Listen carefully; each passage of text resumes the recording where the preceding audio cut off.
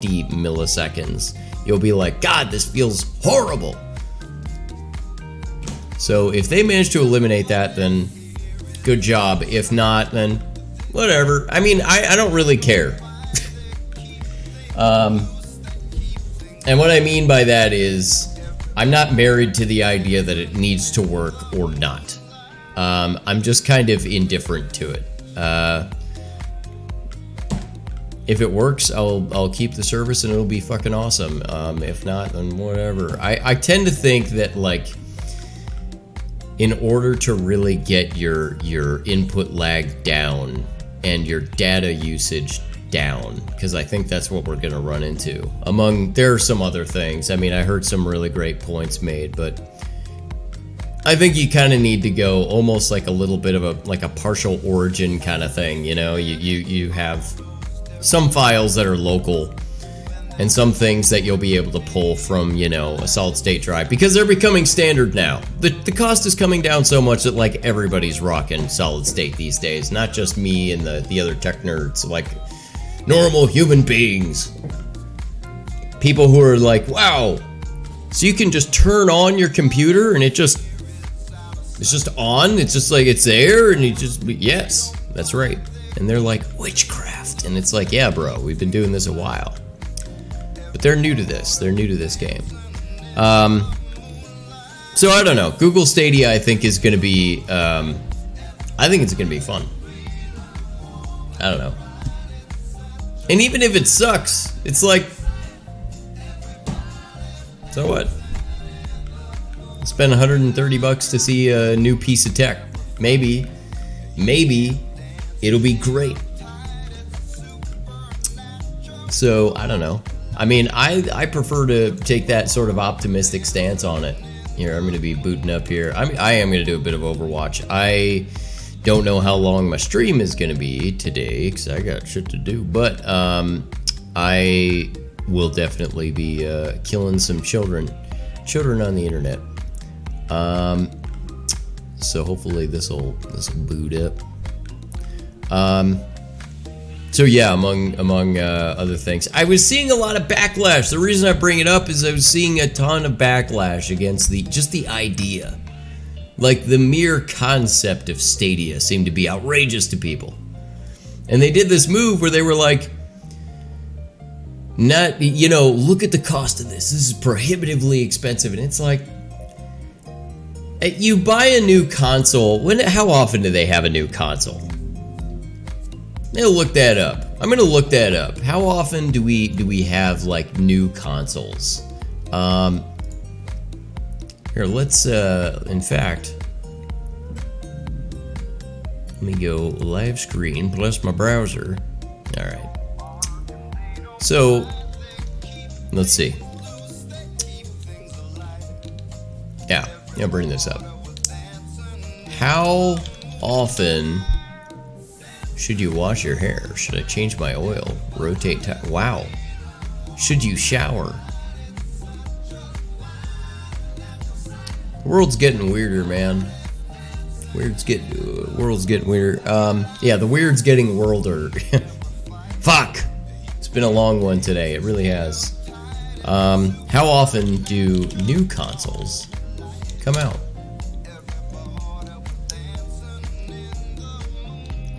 So, actually, maybe a better question would be PlayStation release dates. Let's see if we can find this. I like that. I like that when were all the PlayStations released? December 3rd, 1994. Like, well, I was there and I don't recall that. Here we go. This is what I want to see. This is what I want to see. I want to know. So 1994, PS2 was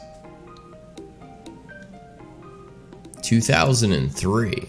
That's probably the longest we've gone, right? PlayStation 2 Slimline, 2004, so that was a year later. See, and look at that. Just a couple years after that, you got your PS3. PS4 in 2013. So, I mean, what you're talking about right now, and then 2016, they had the PS4 Pro. I don't know, if you were keeping up with all of this, let's just say you did like the PS4, right? 2013, and then you had, what was it?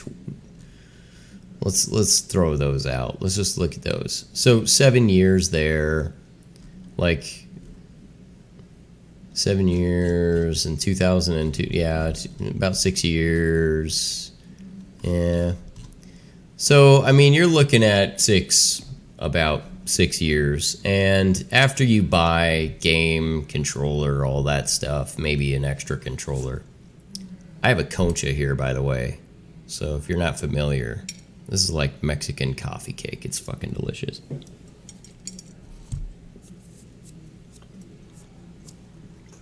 But it's conceivable that you're looking at, without buying any games, without really buying any games, you just sort of set yourself up. Once you set yourself up, an average of $100 per year is not outrageous. If you could finance it, just in terms of an annual cost, that's what it would cost you. So if you break that down, is it that much worse than, going with, and by the way, Stadia would be one of those things where you could have the latest and greatest hardware without having to spend the money for the latest and greatest. So these sort of in-between iterations here that are, expensive and maybe unnecessary, like the PS3 is super slim.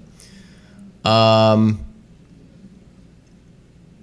mean, if that's what you're doing, anyway, you're saving a lot of money. So, I mean, I'm just kind of looking at it from the perspective that is, I don't see the need to shit all over this idea. I don't think it's a bad idea. I think it's a good idea. I really do. I think it's a good idea. I'm going to put my alert box. I just am now realizing I need to put my alert box like up at the top of priorities. Otherwise, it's not going to be seen. And then we'll never be alerted. Oh no, oh no, oh no. Okay. So, I really like that little mix there. Isn't that nice? Just a nice chill mix, that one. I like this one too. This isn't a mix, but this is a good artist. FKJ, who looks like every bit of the dirtiest fucking hippie you've ever seen in your life. Fantastic musician. Maybe he is the dirtiest. I don't know. But he's a great musician. The guy's awesome. Love it. A little bit of a jack of all trades, too. Bang out some good tunes on a lot of instruments. Okay. So, we should probably jump into things here a little bit. And I'm going to... Here's what I am going to do.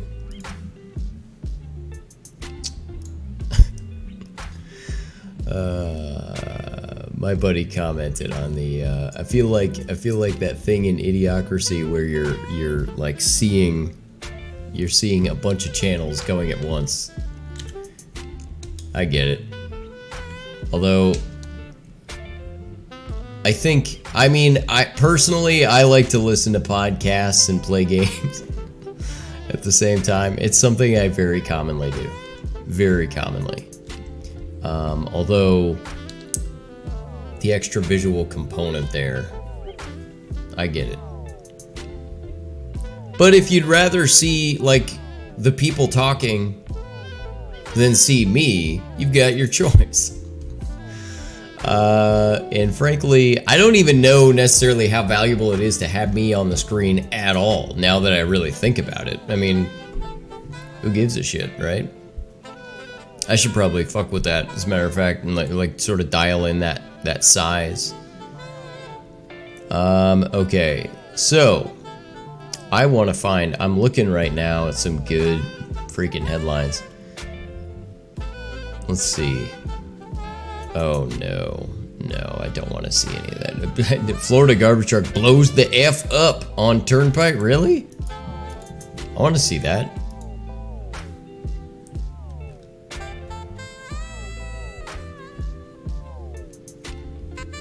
You see that shit? What the fuck?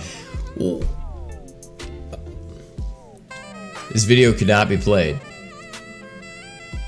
Okay.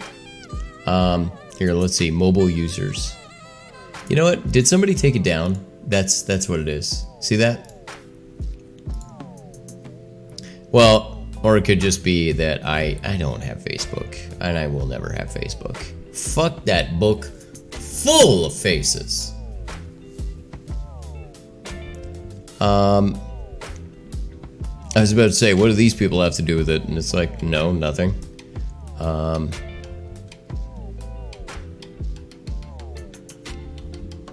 He too caught tape of a truck that went up in flames on Tuesday. So this is all there is. Like, all we're talking about, literally, okay, whatever. So we're sitting here and talking about, like, we're not going to explain it all. We're just going to be like, a massive blast. Holy shit. What about this? No, I'm not going to share it on Twitter. Fuck you. I wanted to see a garbage truck blow up, but I mostly want to know why. Like, was it made by Tesla? These are the things I have to know.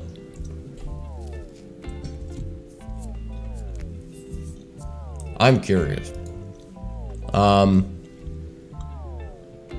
Police departments around the country are building a surveillance net using Amazon Ring doorbell cameras. Yeah. Well, I mean, you ever see the thing in the, like, Batman games? Like, okay, so Batman has, like, access to, I guess, a lot of surveillance cameras around the city. And he just fucking reconstructs, like, images of everything. Just, he can observe everything just using all the footage, and he pieces it together, and it's like tomography of some kind. He just sort of goes like, all right, there we go, and now I can assemble entire environments. Which, although is, yes, a completely fictional thing, it's also like, it's not outrageous. If you know a little bit about how, let's say, you know, image reconstruction works in medical imaging, that's kind of how it works. You just have a lot of angles. And encoding and things like that. He seems nice. Uh-oh. Let's see it. Uh-oh, here we go. Here we go. Get started off. This is how you know you're reading HuffPost. It's like, I first have to identify this man. What is he? He's a Trump supporter. That's how you know he's a horrible person. You know, I don't want to rant about this. And I'm not a Trump fan by any means. Trust me. I wish we were not living this life right now. Because this is not our best life. But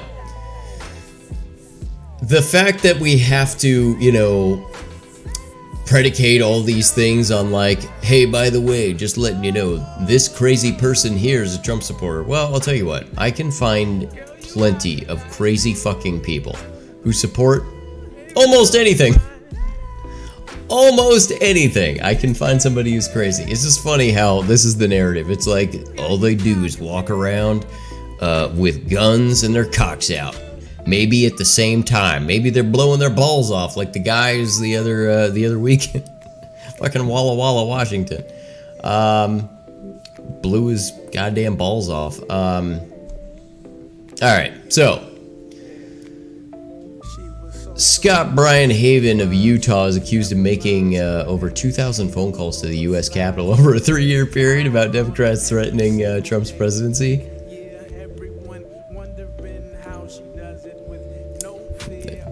That's nutty. He threatened to kill members of Congress during a 3-year stretch with more than 2,000 phone calls to the U.S. Capitol and profanity-laden tirades about Democrats. There are all these people. You know, it's like, if you think that the issues we have are party issues and not people issues, you're missing the walkway. Seriously, you're missing the walkway. I met plenty of good people from every party, and I've met plenty of shitbags too. In one call last month, Scott Bryan Haven, dialed the office. By the way, isn't that such a crazy guy name too? If your name's Scott Bryan Haven, you're not building any rocket ships unless it's in your backyard with a lot of like fucking baking powder.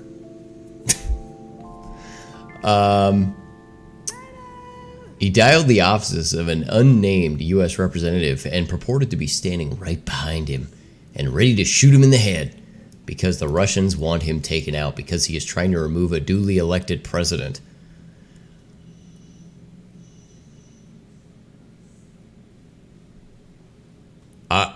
What? Dude, I am... Oh, hello, Pimposs. I do have... By the way, I have chat up now. So, I do have that. And thank you. I appreciate that. I promise that I don't generally start talking about anything. In fact, I am not going to be at all political. It just so happens that I saw this crazy headline. It was announced as "he seems nice," and I have to click on it. I have to. All right, so. But they have to start off. They have to be like, all right. The guy's a Trump supporter. Just letting you know he's fucking nuts. It's like, okay, all right. I'm sure there are nice guys out there. I'm sure. Somewhere. All right, so. Politics are funny. I agree. I am constantly blown away by how emotionally invested people get in politics, because we're all on the same team. We all want to get, to the other side. It just so happens people have a different idea of how to do that, and I love to hear the ideas. I love to hear them. Like, if somebody has an idea, I will absolutely shoot the shit with somebody about it. And I don't get upset. I don't get angry. I just go, all right, well, maybe. And let's hear about it and let's talk about it. Like, why do you think that? And I think that there's a rising contingency of people, that think that way. That they are concerned about ideas more than they are about ideology. Yeah, and that's true. No matter how high somebody is in office or really anything in life, they can totally be an idiot. And I see it all the goddamn time. In my job, I work with a lot of people, PhDs, MDs, just a myriad of people. And I am, of course, another scientist kind of among those people, and I run into guys all the time. It's just like, holy shit, you've had your head up your ass for how many years? How do you breathe, bro? So yeah, I don't know, but a lot of these guys are kind of sheltered. To be fair, they're also a little bit sheltered. So they kind of go through this whole period in life. If you have to go through a lot of schooling, or if you have to go through certain channels in life, like your family takes you through certain, steps to get where you are, a lot of times that kind of takes you away from interacting with the world as it is and dealing with reality on reality's terms. So yeah. Thank you. Yeah. It's high noon. Yeah, I know. I've had the Matt Mercer comments and things like that before. It happens all the time. And actually, I do occasionally pop into Overwatch here, and I'll fuck with people and make it sound like I'm Torbjorn. Torbjorn, ready for work, I can pull off certain impressions pretty well. But yeah, I mean, I don't think that anybody is precluded from being a dumbass. I think that's where we need to be in society, is we all need to realize everybody makes mistakes. Everybody can sound like a fucking idiot. Lord only knows I've sounded like an idiot, and I'm sure I will again, and such is life. But, you know, I think the fact that we take ourselves so seriously is the tragedy, and the fact that, you know, we'll stop a news cycle. We'll stop a news cycle so that we can be like, and this person was offended. And it's like, bro, we don't live for 700 years, okay? You don't have much time on this planet. Is this how you want to spend your time? Being upset? Fuck it. It's fine. Yeah, you've never said anything stupid. You know what? There was a period in life when I would have been like, oh, come on, I've never said anything that bad. Come on now. But I don't know. I mean, it's good to have a certain amount of humility. That's all I'm saying. Humility is always good. And, you know, just not being so emotionally invested in shit that doesn't make any difference. Speaking of being emotionally invested, by the way, I have something that makes me unreasonably upset. Unreasonably upset. Okay? I was talking with some coworkers. They're sitting in my office, and it is indeed my office, and I will kick those motherfuckers out, okay? The thing that bothers me is we were discussing, like, I was saying about chocolates and things like that, where I was just like, yeah, you know, we were talking about in the context of, like, flavors and what the fuck I ended up out. God damn it. Oh, shit. Dude, what is happening? That was bad. All of that was bad. Oh, fuck. So, I was talking to them in the context of, like, flavors that nobody really is into. Like, and why we managed to buy the same amounts of all the shit that nobody wants. So, like, let's say you're talking about getting pizza. And there's always that asshole who stands up and goes, well, I think we should also get a ham and pineapple. And you're like, okay, well, does anyone else like ham and pineapple? Well, we should get a vegetarian. Okay, we'll get a vegetarian, we'll get a ham and pineapple. And then what ends up happening is the fucking meat lovers is gone immediately. And even the guy who requested the ham and pineapple is eating a meat lovers. And you're like, hey, what the fuck? And then there's like one slice of vegetarian is eaten. By the way, we're getting our fucking asses beat to shit. What is happening here? So, like, I don't understand why we do this and we accommodate. And so I was telling them, like, why do we do this? And I was like, you know, it's like the thing where you open up you open up a box of chocolates and you'll get, like, the whole row of fucking coconut.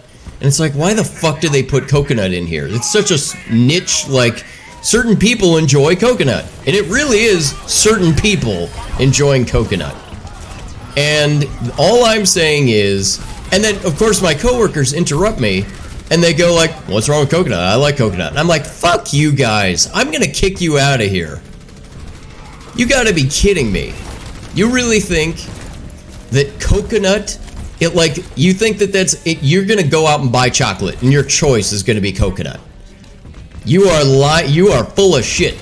You are not gonna eat the goddamn coconut before you eat all the other flavors. Coconut is the one that you go like, well, I mean, I'll stomach it, I guess. Why do they make it in mass? It should be in its own goddamn thing, and I opt out of coconut. I do work in a pretty great place, I'm not gonna lie. I really enjoy my job. I enjoy my job about as much as I think you reasonably can enjoy, you know, getting up in the morning and dragging yourself to do the same shit day in and day out, right? But I will definitely say that I have some pretty great coworkers. So, oh fuck, dude, I want healing, please, for the love of Jesus. Oh, there you go. Okay. All right. Oh, God. So you're saying my brother's a really nice and cheerful, optimistic person, and I'm going to use one of his quotes he uses to inspire many, many people. It goes like this: everybody is fucking retarded, me too, and especially you, Pim. You know what? That's fine. I think that works. I think that works. I get unreasonably upset, though, about the flavor thing. Like, I am fully acknowledging how ridiculous that is. Oh, God damn you. All right, there we go. it just never ceases to make me laugh that, like, every time I turn around, when I make a point, there's always somebody who has to chime in to shit on it. That's my problem. So it does happen, like, on a near daily basis. I will pop out with something where I'll be like, have you guys noticed this? And then they'll be like, oh, that never happens to me. Like, I'll be in, it always is this thing where you're like, you know how it is when you're addressing a problem and it seems like the only person who can help you fix the problem is the person who has no clue what your issue is? There we go. That ought to do it. Yep. Oh, fuck me. Okay, there we go. It's this, I deal with this all the time, where it's like you'll be in the twilight zone. Like, you'll be walking around and you'll be trying to explain what is going on with some issue. And you can explain it to everybody else in your life. And everybody will go, oh yeah, that would be annoying. And then the person who can help you, you explain it to them and they go, I don't see what the issue is. I don't know what the problem is. And I will talk to people about this and I'll go, do you know, and I'll even look at people and I'll go like, do you know what I'm talking about? And then people will be like, oh yeah, I totally know what you're talking about. And it's like, okay, because they're making it, this other person is making it sound like I'm crazy. Like this is not a thing, but it's totally a thing. The thing that I'm angry about is totally a thing. And yeah, I mean, but it happens all the time. But there will always be the one point shitter. Always a point shitter. In every single one of these things that I will complain about, there's always going to be a guy, he was the best for sure. There was, like, in every crew, that guy who perks up and just goes, I have no idea what you're talking about. That's never happened to me. I don't know what you're talking about. Like, my life is great. You know, you're like, don't you hate it when you get up and stub your toe? And they're like, I've never stubbed my toe, not one time. I have fucking toe guards on. Like, it's that asshole. It's the person who's just, it's true. It's true. There is always a point shitter. There's a fucking asshole in every group, I swear to God. And, you know, I mean, you'll bring up all these things and they'll just be like, they'll do their best not to relate to you. I have had this happen, like, another good example. It'll happen to me all the time where I'll go, you know, I'm looking for Dr. So-and-so, are they going to be around? And they'll look at me and go, and it's, I have to do this, just so that you know what my feeling is. It's quite literally, do you know where Dr. So-and-so is? And it's like, no. They're never here on Wednesdays. They've never been here on Wednesdays. Ever. And you just kind of go like, I am 99% sure that's not the case. You're sitting here like, can you MT Swifty? What does that mean? What does that mean? I have no idea what that fucking means. Hey, what does MT mean? And yes, I can. Maintain it. Yeah, sure. But I won't. I'm gonna do this though. So the thing that drives me nuts. Oh, god damn it. The thing that drives me nuts here though is that, like, what we'll end up doing is going around in circles, and I run into this all the time where I'm trying to explain to people. I don't think that that's always been the schedule. Like, it's you're telling me that they've never been here on Wednesdays, and I'm like 99% sure that that's not a thing. And then what will end up happening is I'll find out later on in the day, it's like, oh yeah, no, they just started that schedule. But there's always that one condescending prick who's like, no, that's always been the case. This has always been the case.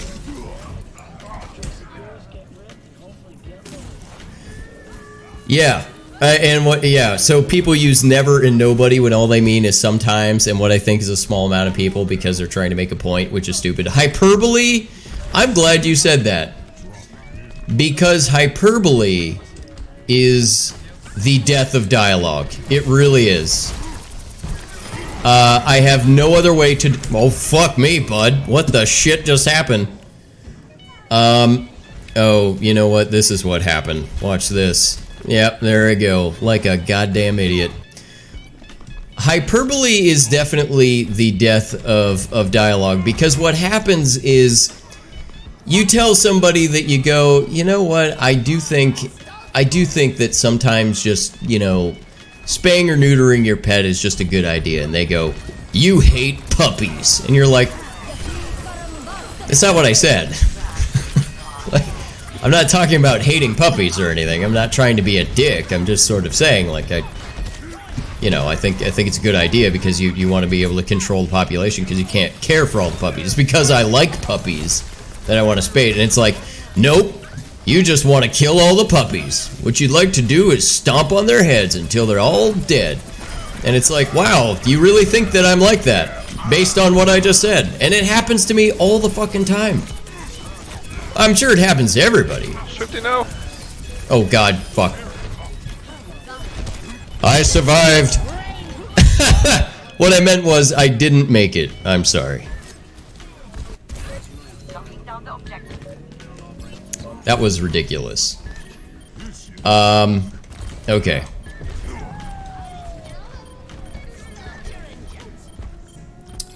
So, I don't know. The whole thing that I have going on, though, in life is I actually, while I try not to be...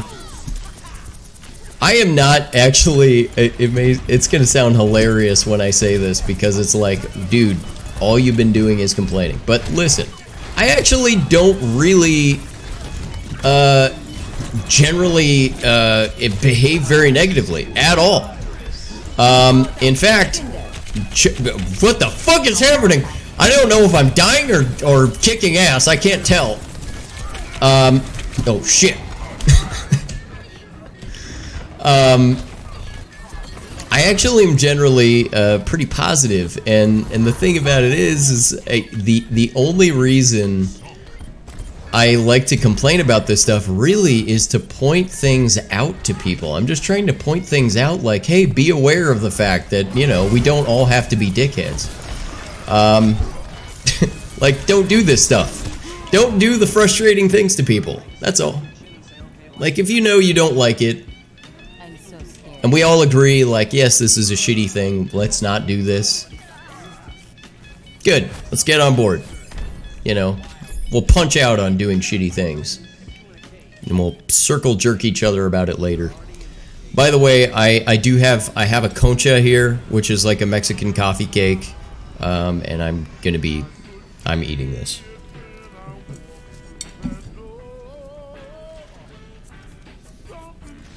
I don't feel bad at all. Because it's delicious.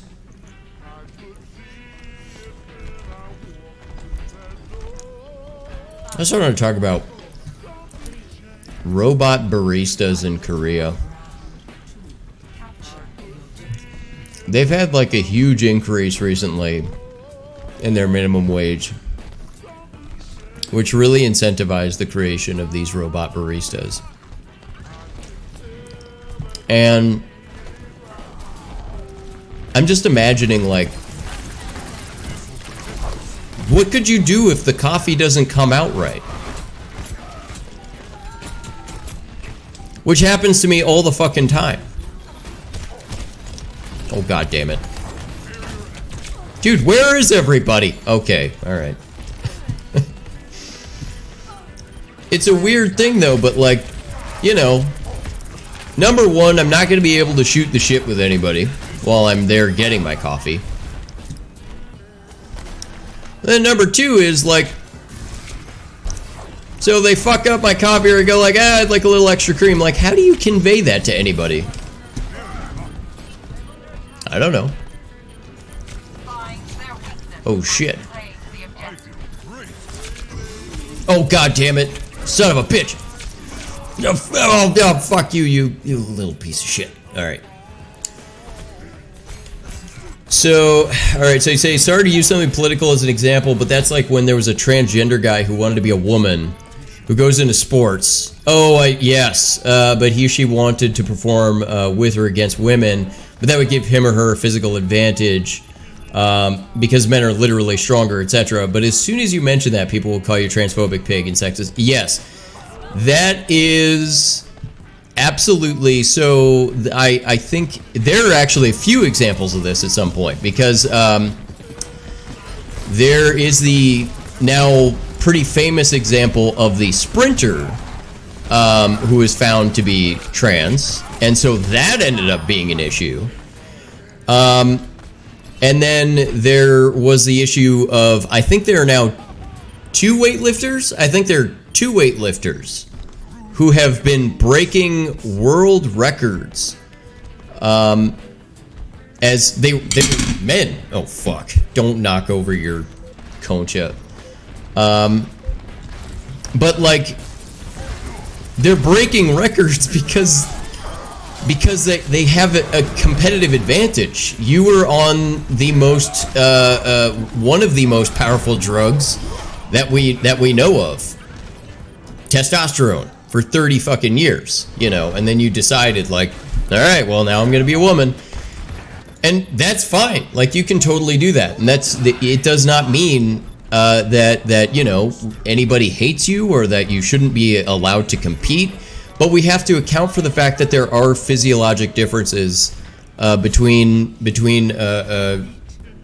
I guess you could say it's between genders, but it's more to the point between people who have been in a, you know, heavily androgenic environment.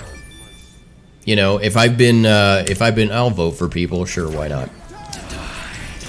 You know, if I've been growing up want to consider your life choice and kind of developing as a man, and thank you for the follow, by the way, I have a distinct advantage. I just do. We know this for a fact. You can look at fast twitch and slow twitch muscle composition. You can look at the bulk of sarcomeres. You can look at a number of things that say men physiologically have something intact that females don't. Having said that, now if you want to compete between the two genders in the same competition, this is part of the reason why you'll hear about, like, look man, if a lady wants to be a firefighter, I don't have any problem with a lady being a firefighter. I have a problem if the lady who wants to be a firefighter also expects not to meet the same physical standard. I think we can all kind of agree on that. It's like, well, you need to be able to pull some fat ass out of a burning building. I mean, if you can do it, then great. But, you know, I think what we need to actually have an honest dialogue about it and say, hey, you know, I don't hate anybody. I don't want anybody to fall off the face of the earth. I don't want to kill anybody. I'm just saying I want, you know, I want things to be, you know, as fair as possible, as fair as we can actually make things. I mean, true parity never really exists. And incidentally, some people are like, you know, genetic freaks. I mean, take a look at Michael Phelps. That guy's a fucking alien. Like, what the fuck's wrong with that guy? Looks like he's built like some kind of a genetically modified fucking, what the shit? He's built like a genetically modified human being. Like, you know, you built him for swimming, for God's sake. And he, you know, has this tremendous physical advantage because of how he's built. So are you ever really going to completely eliminate you know, the lack of parity among people? Do you have to genetically test people and say, look at the bulk of their, you know, muscle mass? But, you know, I am saying this. There is, oh shit. There is evidence, and there are several animal studies that confirm this. Oh damn it. The animals that had a much more active lifestyle had prior, you know, they kept them a lot more active and had them going through exercise and exposed them to testosterone, even after they stopped training, still maintained an advantage. So we know scientifically that this is definitely a problem. We just need to address it. That's all. It's, you know, doesn't have to be about hate, just has to be, how do we do this? And maybe it's about, you know, getting tiers of, you know, performance like athletes and saying, you know, you qualified at this level, so you compete with other people at that level. You know, that's fair. But, you know, whatever. So he said, I also saw this video in which a person said, would you date a transgender? Think about it. If your answer is no, I'm sorry, but you are transphobic. And I'm like, yeah, all right. I'm not going to fucking date, yeah, a monkey. But that doesn't mean I hate monkeys. I am essentially with you there. You're into what you're into, man. And by the way, those people, you're not allowed to, if you are transgender, you're not allowed to fucking complain about this because there's a whole fetish based on you, motherfucker. There are people out there who get their jollies. They get their, I am telling, you know, this is the, you know, this is the truth. Oh, God damn it. This is the truth. There are people who get their jollies by seeing chicks with dicks. You can't even tell me that that's like, if you're, look man, if you're transgender, that's a whole thing I can't even get into. I can't even compete with that because I am not a chick and so I'm not a female and have a dick. Like, I'm not a, you know, lady boy or whatever the fuck. Yeah, I know. Well, see, that's what really drives me nuts is like, but see, I don't hate people who are into it. I don't hate anybody who's into it. I just can't relate to it. And I'm just kind of like, personally, it disgusts me. It absolutely disgusts me. But having said that, if that's what you're into, fuck. I mean, it's your life, but also like, fuck, it's your life. I don't know how to explain it. But you're into what you're into, man. But yeah, the firefighter issue really makes me sad. This overweight woman is too physically weak to join them, but she wanted them to lower standards so she could join. Right, that's the thing is, at what point, and I understand what people are saying from the perspective that is, boy, we really don't want to preclude people from being able to pursue their passions. But you need to understand something. Your inability to perform the task as it needs to be done has consequences for other people's lives. And for those people, it may be life or death. And that's what's so amazing. Wow. They've got some sharp shooters on their team. They really do. Yeah, I know. It's tough. It is. You know what's really weird is I understand when people talk about, God,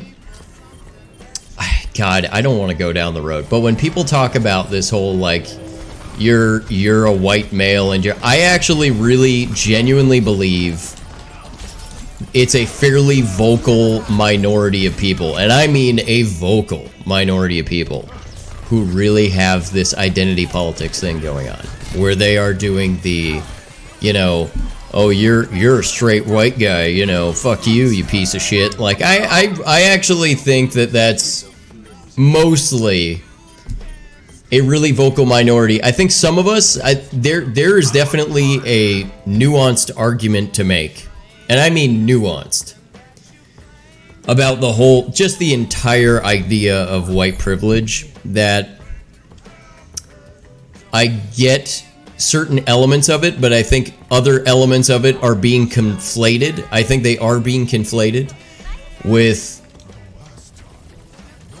rich privilege. Which is, let me tell you right now, I grew up poor. I am now no longer a poor person. I am now doing very well. Back in the day, I grew up poor. And everyone in my neighborhood, we were all poor together. It wasn't like, oh, that's the poor, black guy, or that's the poor white guy. We were just the poor people. And we hung out and did poor people shit. I mean, we were just like, and it was like, are you going to get into this school or that school? Fuck no, I'm not going to get into that school. I don't know anybody, I ended up getting, so when I grew up, I ended up getting my way into an Ivy League school. It took a lot of effort, quite a bit more than I know it took a lot of the people who were in class with me. And why? Well, it's because they were connected. They knew people. Wow, I totally beat her. I need to clip that shit. Fuck. But, I mean, I had to work really hard to do that, and it was, a lot of people in my neighborhood, I mean, they were of all sorts of different backgrounds. They were like, bro, you're not getting anywhere. You're not leaving. None of us are leaving, because that's not how this works. And you know what?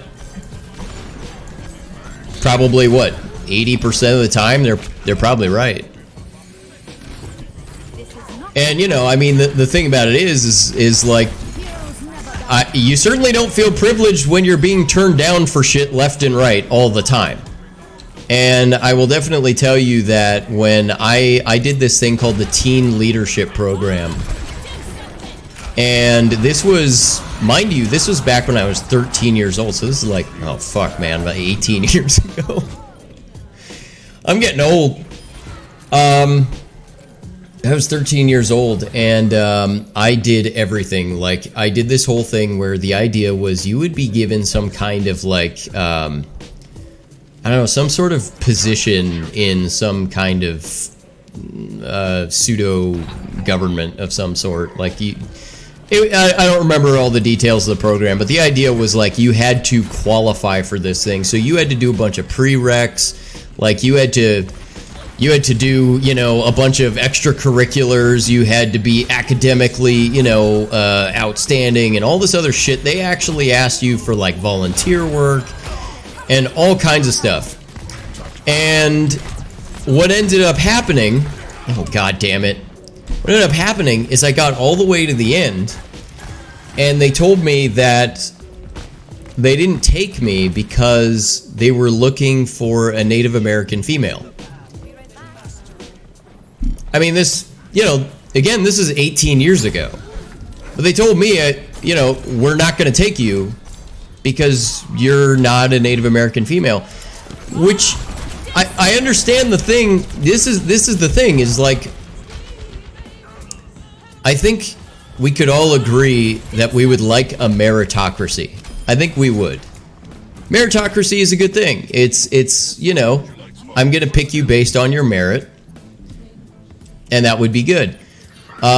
When people tell me about like, well, you have to understand you were not necessarily part of an oppressed group, and therefore that puts you in a different position. I think at that point you are actually talking to me about, you know what, that was a waste of an ult. You are talking to me about I think a very, again, hyperbolic argument. And you're making a hyperbolic argument because at a certain point you have to understand a lot of people have circumstances. They have a lot of circumstances that may have put their lives in a horrible situation. Good example. You may have had somebody who gets in a horrible accident, right? They get in a horrible accident and they can't work anymore, or they are in a coma for 10 years. And the effect is felt on their family. Like, let's say they have a kid And now they're, oh shit, he was behind me the whole time. And let's say that this person,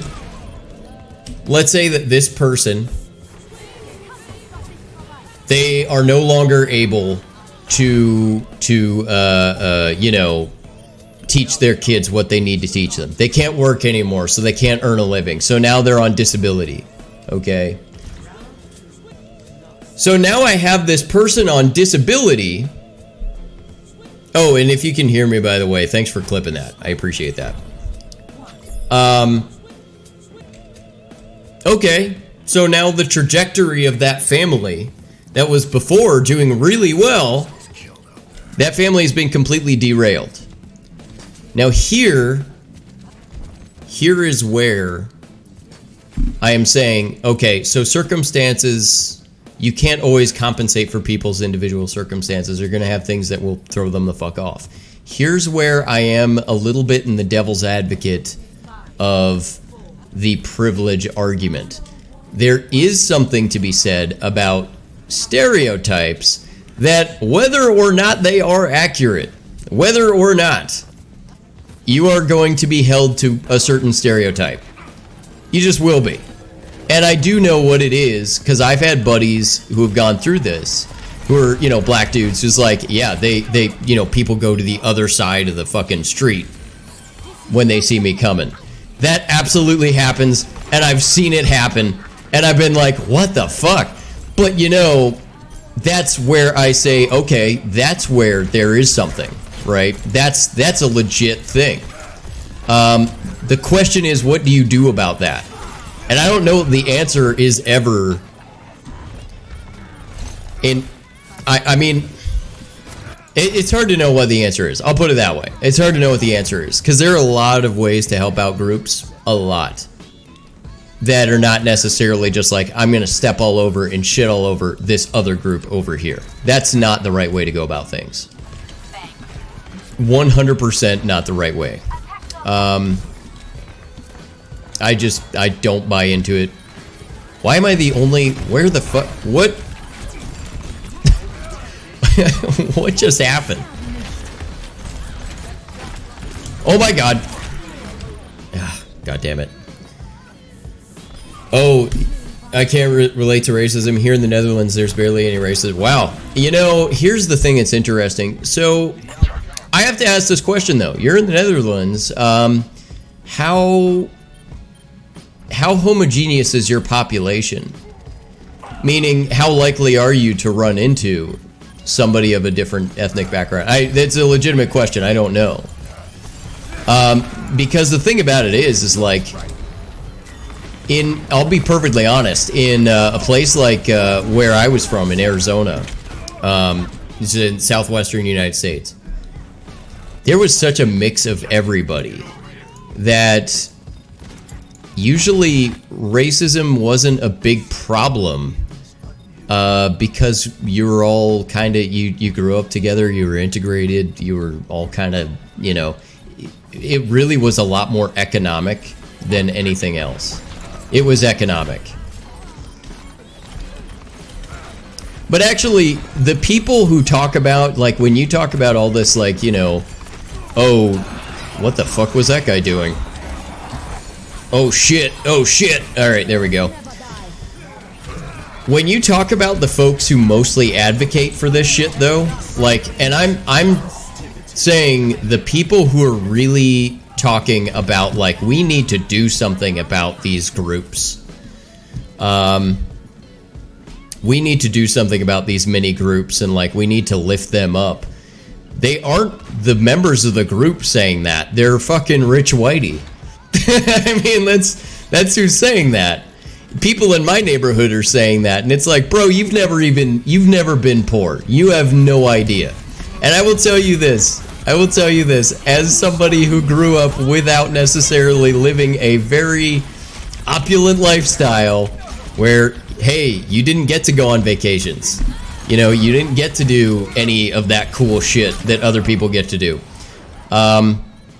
You didn't drive nice cars. You didn't have new stuff. You didn't buy new shoes. Like, I will definitely tell you That is not the issue. Like, yeah, I'm just looking at it as, you know, everybody they're boiling this down way too much. We were not necessarily, in my neighborhood, they were not necessarily the nicest people on the planet. Like, they do this move where they're like, you know, these poor people, they're just trying to get by. Fuck that. Most of the poor people I knew were sacks of shit. I will say that until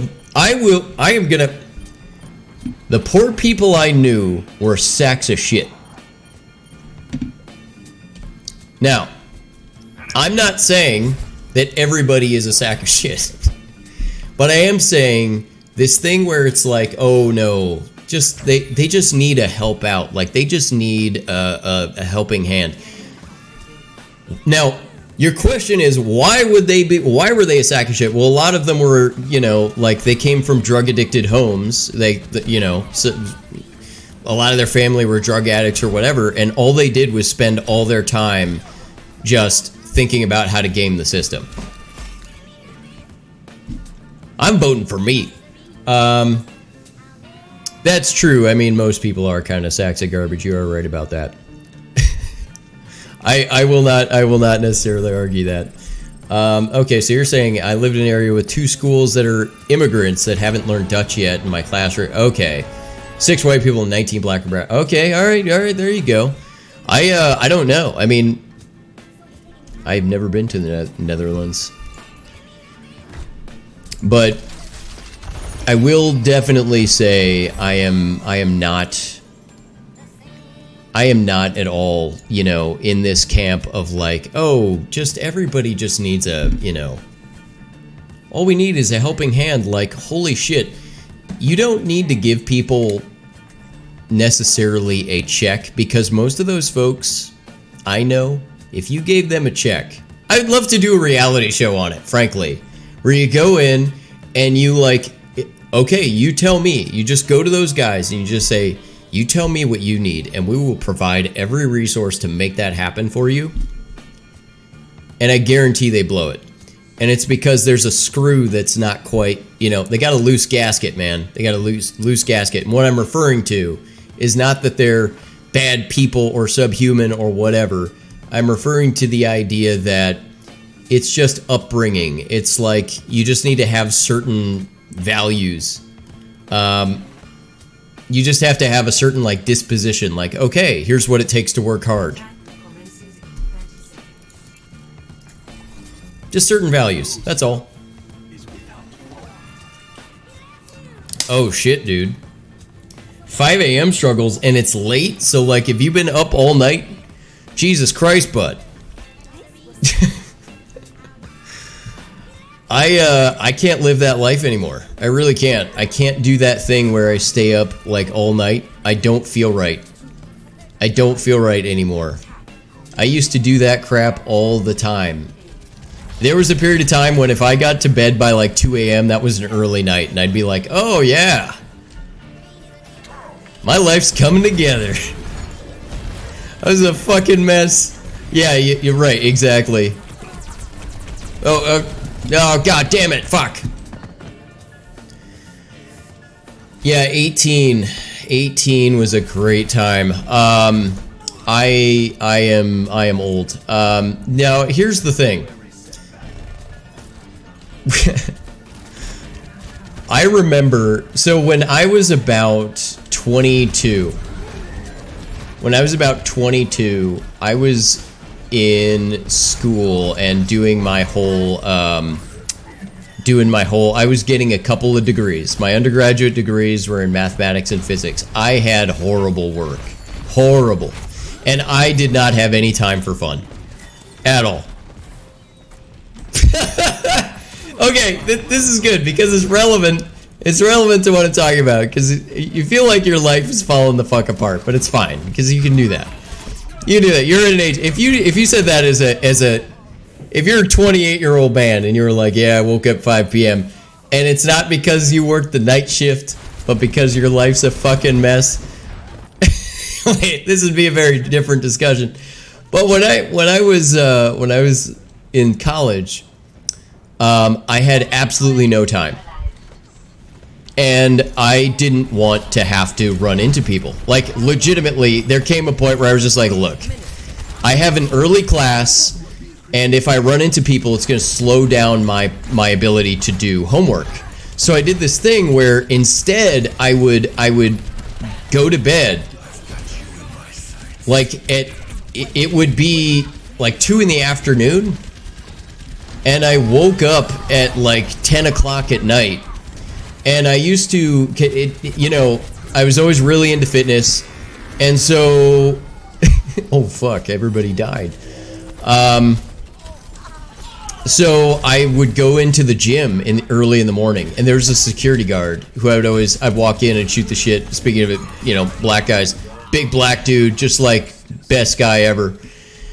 And I'm talking to him and he's like, man, for a guy your age, you have your shit together. I mean, he would be like, you've got your stuff, and I didn't correct him or anything. I was like, wow, I appreciate that. But actually, little did he know, not only did I not have my shit together, but it was so far out of whack that it'd come back around. I'm getting to the gym at, when it opened at freaking, 6 in the morning or whatever. I was getting there at that time, not because my shit was together, but because that was my dinner time. Like, I had a class.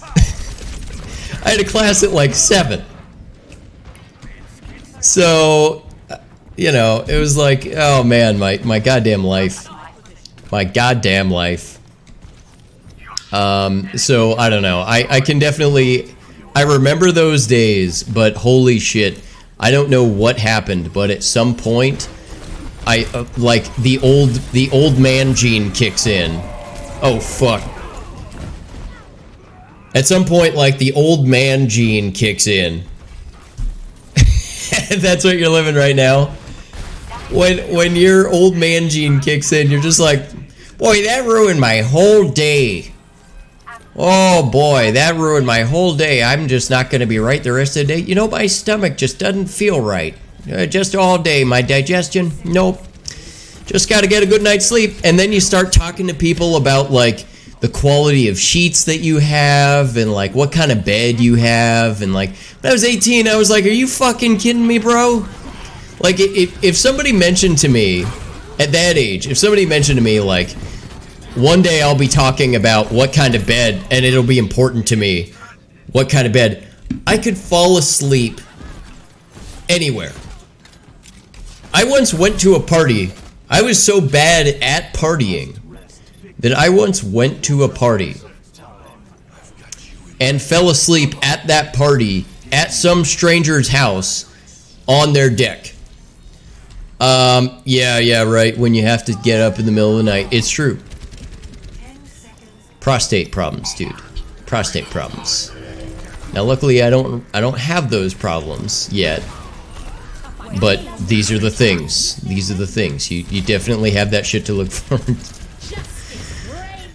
I felt like justice rained from above there. Yeah. Fuck, I'm playing horribly. I don't know. Maybe I'm not playing that badly. Maybe I'm just the compositions are not good. I had gold elims. Yeah. Oh, there. Speak of the devil. Tarbjard. But yeah, you have all this shit kick in. Like, I wouldn't be talking about that stuff. I'd be like, dude, I don't need to worry about my sheets. Like, I'll just give me whatever the fuck you have. I'll be fine. It's amazing. You're like a superhero when you're that age. You're like a superhero.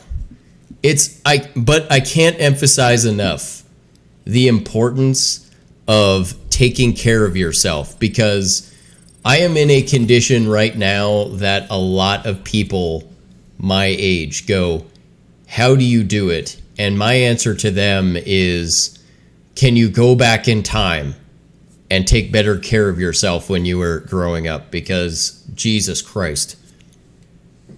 Somebody going from, oh, I wasn't active and I wasn't taking good care of myself, to then making a shift. There's a metabolic shift that happens somewhere in there between 27 and 30.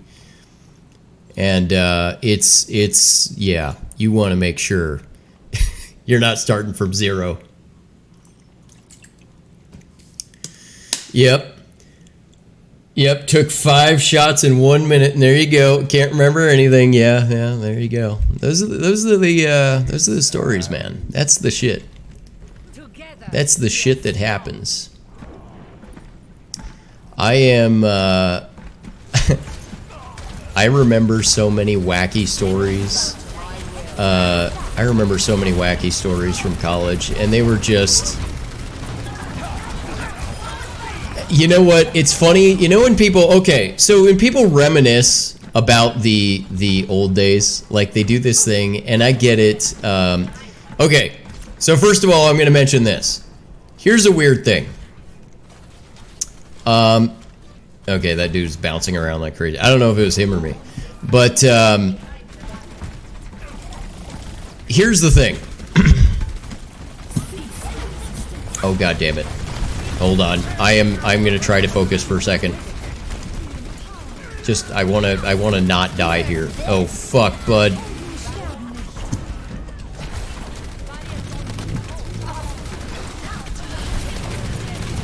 Sweet baby Jesus. Yes. We're gonna win this. I like me a good. Oh shit. Oh god. Oh fuck. All right. You know when old people, alright, so old people get together, and here's what's interesting. People who make a good living and are happy with their lives. And accomplish something and feel like they have a satisfying lifestyle. They never do this weird thing where they talk about the glory days of high school, alright? It doesn't happen. It's only the people who's like, yeah, he peaked in life when he was the captain of the football team, which is super sad because it's like, it's a big old Zippo. It's like, really, were you captain of the football team? The thing that I always say though is like, people will talk about the days of partying, and they were good times. Don't get me wrong. Like the days of being in college, they were good times for the most part. But fuck no, I wouldn't want to go back there. I mean, I don't envy that at all. Like, I don't want that at all. There's no goddamn way. Oh, goddamn it. But I woke up in a shirt that wasn't mine in a bedroom I had never seen before with puke all over my pants, and that was when I rolled over and my friends were laughing their ass. Yeah, that's... God, I just joined the game and I had gold objective kills. I have a feeling they were a shit show. Yeah, I just don't really. I don't envy that. I don't want to be back there. Like I lived in a fucking 300 square foot piece of shit. You know, just. It was, you know, and everybody was, every person's life was more like ridiculous than the last. You just keep running into food. Yeah, I don't want to be rude, but I can see you have a receding hairline. Pretty much my entire family has receding hairline, and it looks like I will too. Was it hard for you to? No, not at all. I as a matter of fact, I don't give a shit at all. And yeah, you don't have to worry about that. I don't, I know a lot of, there are dudes. There are totally dudes out there who get really super sensitive. No. Matter of fact, true story. When I felt like I was losing my hair, which it is not entirely gone, but when I saw that I was losing my hair, I went, well, shit, I should just start shaving my head. And my lady actually was like, no, don't shave your head. If I could go back in time and start shaving my head, like back before I was losing my hair, I would totally do it. I'm not kidding. I would totally do it.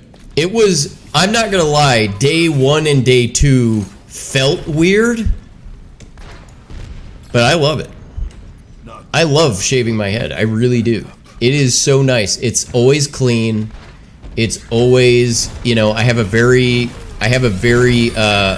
know, I mean, obviously it's going to depend a little bit on your head, right? A little bit. But, like, I always thought I had a weird shaped head, but it actually turned out okay. Like, I don't mind at all. And most people say that I have, you know, a good look with, you know, shaved head, and it's comfortable and shit. Yeah, I mean, it's kind of a, it's a good look. It's a look, you know. I think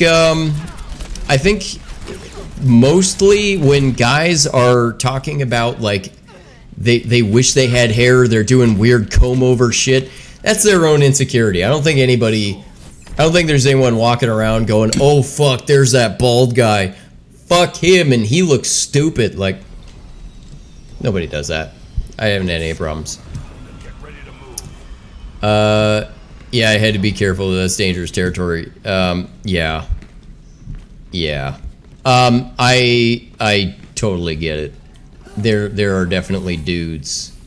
There are dudes who get pretty upset. They're like, how dare you? No, I'm not. No, I'm not. Or they'll tell you, like, no, don't worry, I'm using some hair products to regrow it. It's like, fuck it, dude. Shave your head. Just get it, you know, just grow a pair and fucking shave your head. Who gives a shit?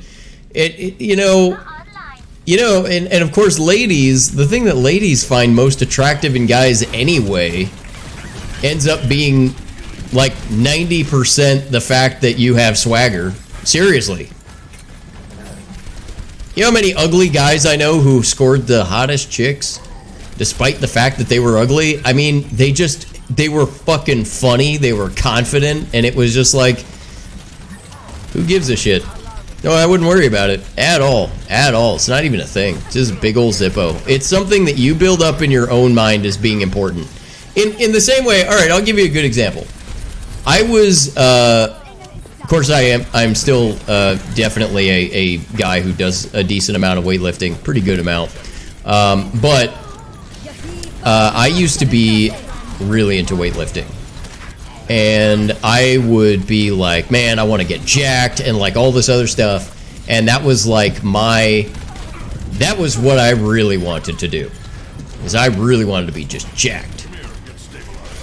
And I put all this work into it. And then at some point, I realized that it was quite literally just a bunch of us dudes getting together and we're all hanging out talking about like getting them sick gains, and then I realized like, oh, ladies don't care, like not nearly as much. As a matter of fact, they were like, no, you look fine, you look good. It was like, okay, I just thought like being really super ripped would be, and you're always gonna have those people. I mean, you will absolutely have, you know, those ladies who will be like, oh man, I just love a dude who's completely ridiculously jacked.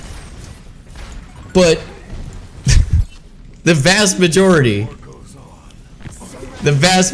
do not care nearly to the extent that you do. It is totally a weird guy thing though. It is like you go through a phase in your life when you're like, I need to be the most built badass motherfucker, and it's like that's only for you because nobody actually gives a shit. It's just you. And at some point that gene, whatever it is, turns off, and you go, I don't even know what I was doing.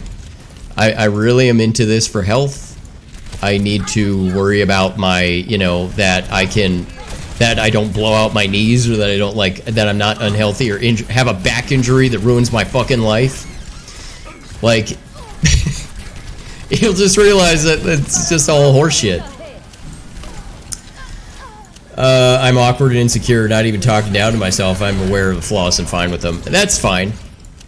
I am totally in that camp of just kind of being, you know, it's like I'm not gonna, you know, I've always kind of had a little bit of the, I guess you could say, the gift of gab a little bit, and you know, but I did not.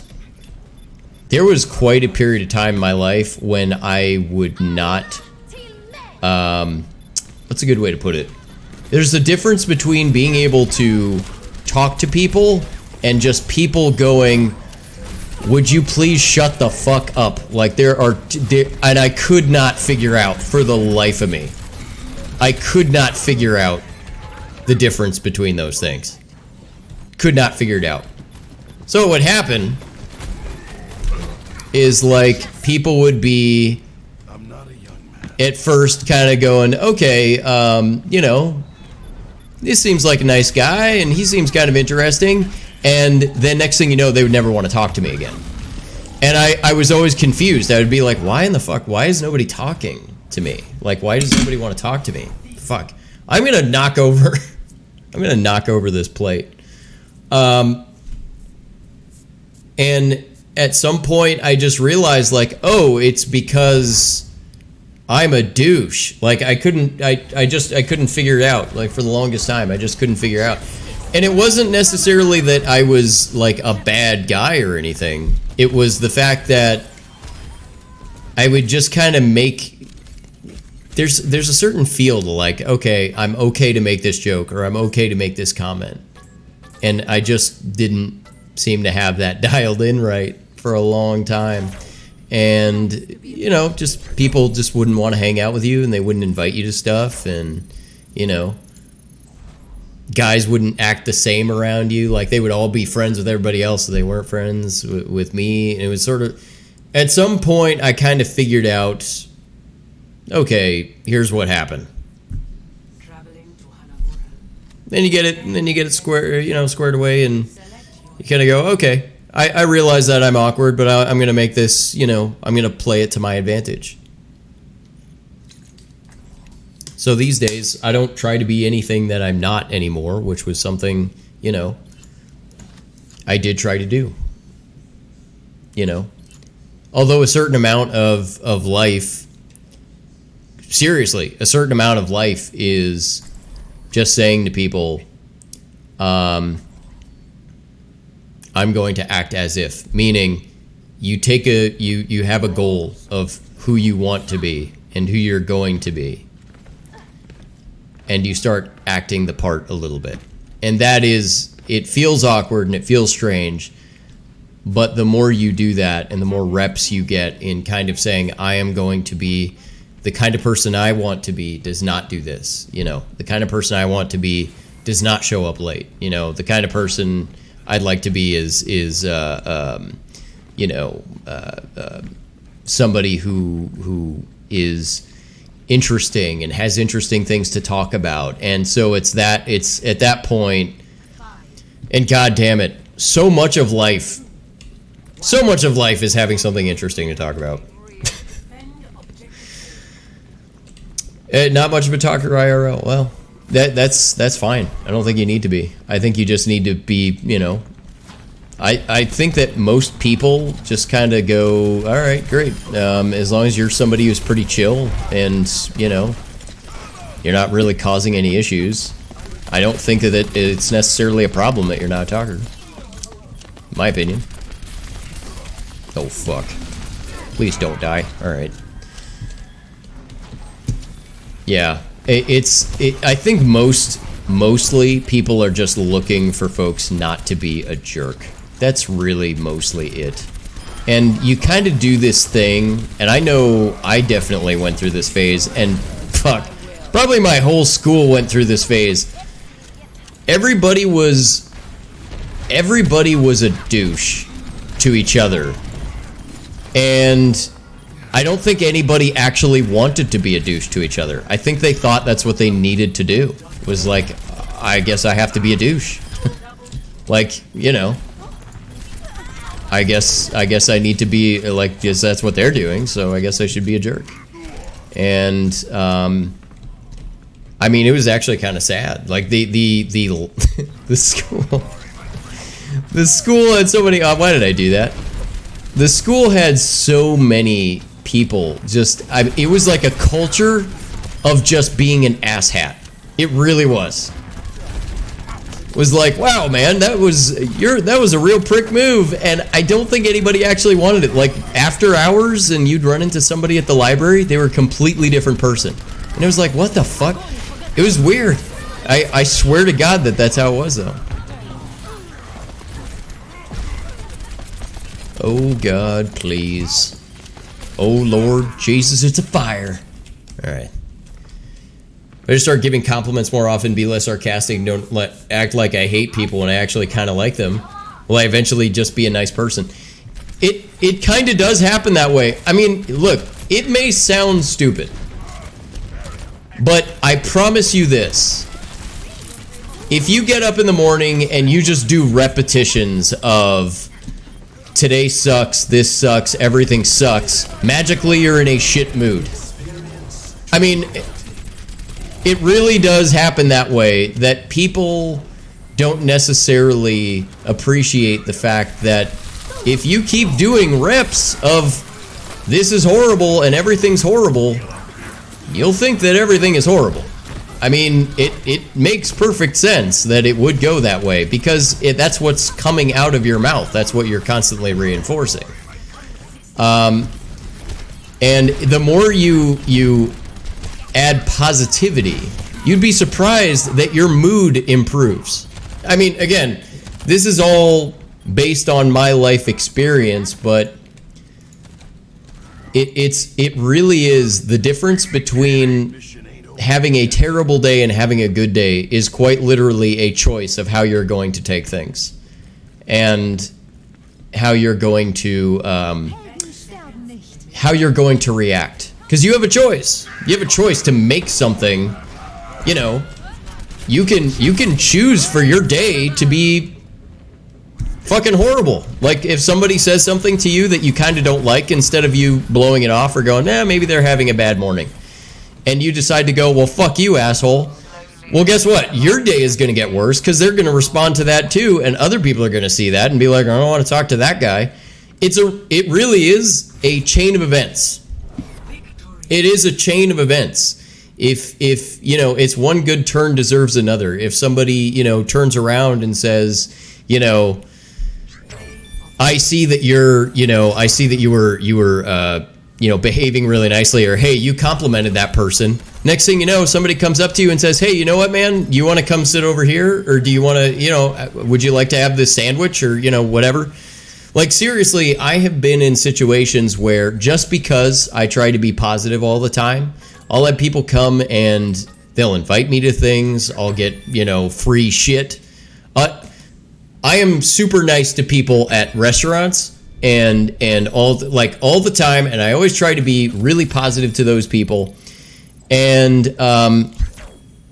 you know, I get free stuff all the time, just because I'm like, hey, you know what, you look nice today, or wow, this really you know, I'll notice people's hair and I'll say, wow, did you change your hair? And then they'll say yes, and I'll go, me too. And it always gets a laugh. I mean, fuck, I don't know. I'm just saying, being gregarious and being kind, not only does it not cost you anything, it makes you feel better, and people react better toward you. And everyone around you becomes more positive, and the people who are negative, shitty people, they start dropping off because they're like, I can't even hang out with you anymore. I don't even relate to your positivity. It's like, you don't want those people in your life. Like, let them go.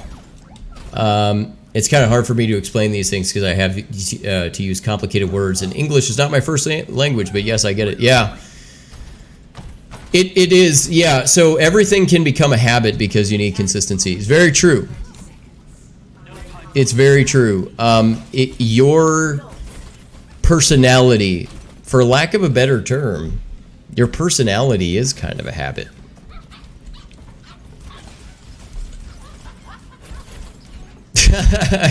That joke over 1,000 times with my single dad being bald. Yeah. I love any kind of stupid, corny fucking joke that I can muster. Like if somebody can come out with you know, if somebody can pop out with a horrible joke that, you know, I will absolutely, I just throw high fives and I groan and I go, God damn it, you're the best. Because here's my question. Why not laugh? You have all the emotions that you have in the world, all the things, all the ways that you can react to things, and you decide to be a piece of shit instead.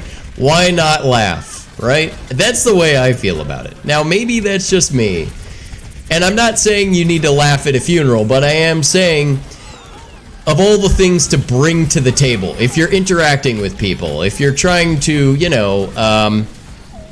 if you're trying to bring something to the social table, so to speak, of all the ways that you can do it, why wouldn't you do it with humor? Everybody likes to laugh. There's not one person out there who gets done belly laughing and goes, "Ah, fuck you, you piece of shit, you made me laugh. God damn it." Everybody's into that. And frankly, you feel better for it, and it's not necessarily, I'm not saying you need to walk around being a comedian, but like, why be unpleasant? That's really what it comes down to, is you're alive. Your life is very finite, and life and time is very finite. And, for us, you don't live forever. Why not enjoy yourself, for God's sake? I mean, fuck. I say it all the time, like, just enjoy the fucking day. Like, wake up and realize what a time it is to be alive. What a gift. And it truly, I mean, I'm sitting here, you're sitting in the Netherlands, right? You personally are sitting in the Netherlands. Don't know, anybody else who may be seeing this, where they're sitting. And we're relaying ideas to each other in near real time. Like, that's fucking astounding. If I need something, I can pop onto, Amazon and buy. My little Echo device started talking to me. I live in it just talked to me. It's a dystopian universe. It's a dystopian device. One day in the future, it's going to take over the world. But I mean, it's an amazing time to be alive, and fuck, man, it's such a gift. Like, I just think about this all the time. Like, nobody else had the opportunity in life, to sit down and play a video game and piss away their time. They're too busy trying to grow food and shit. I mean, it's an amazing time to be alive. Love it. Love it. Every day is better than the last for me. Love it. Every time I hear blank is finite, I have to think of Thanos. Oh, that's funny. You know what? I'm about to be that guy. I don't know jack dick about any of those things. I don't know any. Like, I wish I could tell you I had any experience at all. Like, I haven't really watched any of them. And I know I'm the one person on the planet who's not, but I don't. I'm trying to put together a sentence. I can't. It won't, and it doesn't. I'm not a superhero guy. I've just never been a superhero guy. I don't get it. And I'm not saying that like it's stupid and nobody should do it. I'm just saying, for me personally, it's not. I don't understand. I hate that whenever I say something about and then in the middle of my explanation to a friend or something, she goes, "The koala bear is an animal that." Yeah, I know. It's fucking true. It's fucking true. You're absolutely right. It is. And it's weird when she'll chime in during conversations that don't have anything to do. Like, you've never even said a syllable that sounds like it. And it's like, holy shit, it's talking to me. Like, it makes you feel like maybe this is a bad idea. And then you go buy another one because it's cool. No, I don't. I don't watch Marvel movies. Now, here's the thing. I have seen, like, I saw Iron Man, and I've seen, like, all the pieces together to see, like, I think Iron Man 2 or, like, and I've seen bits and pieces of, like, the Thor Ragnarok and, like, I don't know. But, I'm not saying, yeah, so Darth Vader, yes. Darth Vader helmet, that Darth Vader helmet is a kettlebell, actually. It is a 70-pound kettlebell. It's the coolest fucking kettlebell of all time. Seriously, I am a huge fan of that goddamn kettlebell. It really is maybe like the coolest kettlebell I've ever used. They make some that are like gorillas and stuff, and that's cool, but like Darth Vader? Fuck yeah.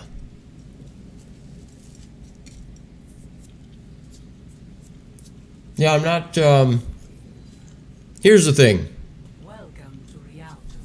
Here's the thing about superheroes. Because I don't have a problem. Like, if anything, I'd be more of a Batman kind of guy. And this argument has been made 10 billion times.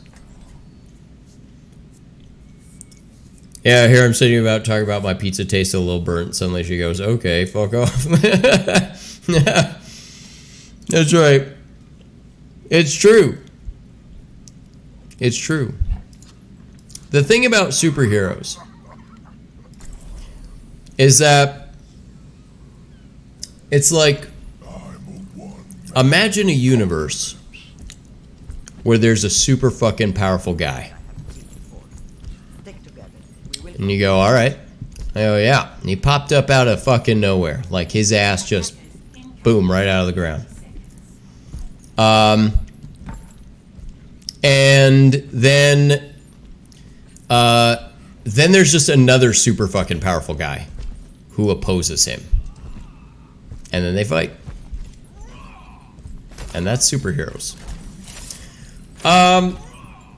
Jedi and Sith are kind of like superheroes, though. I do not see that, no. Because you could train people to become... Like, I can't train anybody to become Thor. Like, I can't train anybody... The idea behind Jedi is that it was kind of like a martial art, and you kind of had to have some sort of genetic predisposition. And incidentally, I was a fan of, like, original Star Wars, but I wouldn't necessarily say that I'm a fan of all the, like, the crazy franchising they've done recently. Han Solo movie, like, fuck.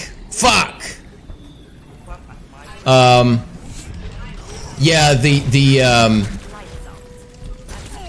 whole thing that I have about Jedi versus, let's say, a superhero. I mean, other than the fact that, you know, you can train them in this sort of art, is that they also had very finite powers, and they were not necessarily... There was a rhyme and a reason to their existence and that sort of thing. Yeah, we have origin stories of Spider-Man, or it's like a radioactive spider, and it's like, really? You mean to tell me he didn't get, you know, fucking, you know, neuropathy and his organs didn't start melting, getting a super high dose of radiation or anything? You're just telling me that he's just, you know, and you know, look, I'm not gonna shit all over their idea of how they wanted to build a superhero. I'm just saying the concept itself doesn't appeal to me. Like, you're just telling me that there's just some super powerful person. And what do? Well, this is the life and times a super powerful guy. And by the way, he's just gonna fight another powerful guy who just doesn't like him. Who just wants to tear shit apart. It's like, okay, alright, I get it. We're bored. Understood. It's an excuse to have a conflict. It really is. It's just like, I need a conflict. I know. That's all I'm saying. But yes, I mean, look. Superheroes are fine. Everybody can enjoy superheroes. I just personally don't understand the concept of, like, I'm just gonna have these people with random powers. And I'm not gonna explain them at all. It's just gonna be like, they're just gonna have powers. Like... You're trying to explain the Hulk. My nephew loves the Hulk because it's just a big, strong guy. He also loves King Kong, and he loves gorillas, and he basically just loves all things that little boys would love. I mean, he's just sort of like, yeah, what does it punch things and, you know, whatever. That's it. That's like the extent of his interest. And so when he's like, yeah, I like, you know, I like Thor, or, you know, whatever. He likes Thor because it's a big muscly guy who punches shit. And like, I get it, but you know, I'm a grown ass man. So, I mean, that doesn't really appeal to me. And I don't really, but you know, I'm not necessarily saying though, that there isn't some deeper reason. I think some of these guys who grew up, some of the guys who grew up with the comic books and read them. I mean, in my family, I didn't. And the reason I never read any comic books is because, frankly, they wouldn't spend the money on it. That's legit. Like, maybe I'd feel different about it if I actually, you know, grew up with that stuff. But because I never really participated, it just doesn't appeal to me today. I did have a weird boner for Superman when I was a little kid, because who doesn't like the idea of a guy who's just like invincible in a hero? But then I grew up. I don't know. I just sort of like, well, but like I said, Batman is interesting to me. That's at least intriguing. Things about Batman are intriguing to me. But I also prefer to live in the sort of realm of reality, so I don't really delve too much into like the story of Batman or anything, because it's like, well, I don't really need to know. I've always been this kind of guy when it comes to this stuff. I'm not into like the origin shit. The like, all right, let's find out what's going on, or let's get deep into this story. It's like, I don't want to invest the energy in learning about a fake universe. Like, if I'm going to be spending time learning about a universe, it should be hours. I'm not going to spend any time on fake universe. I'm busy. I got shit to do. I mean, but then again, I have a lot of hobbies that involve, you know, kind of real things. So, like, my outlet is gaming. My one kind of fake outlet is gaming. Other than that, I'm like, you know, woodworking and all that other shit.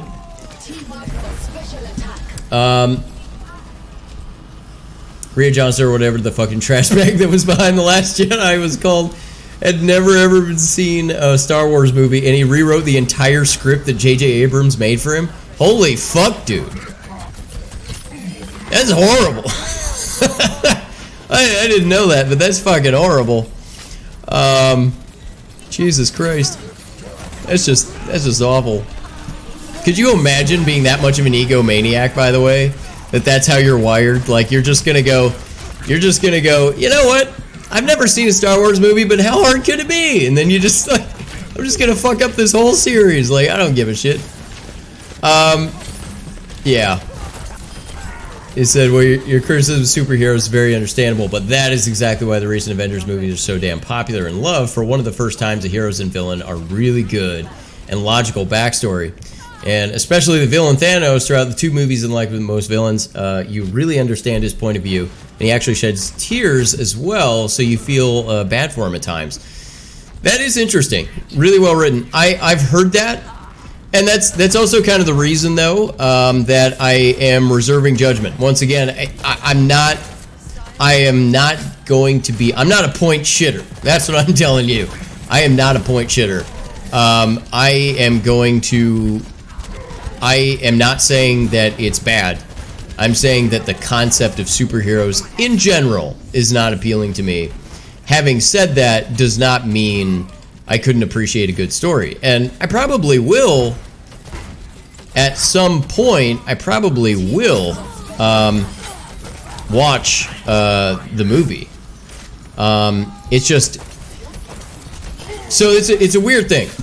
As I have, I hate to make this, I sound like fucking, sound like fucking Pops Compton over here, but I mean, I'm bringing this up. As I got older, I just didn't want to really go to movies. And I'll tell you why. It doesn't have to do with the fact that, like, I think movies are terrible or nobody, you know, should see them. I legit have a lot of hobbies.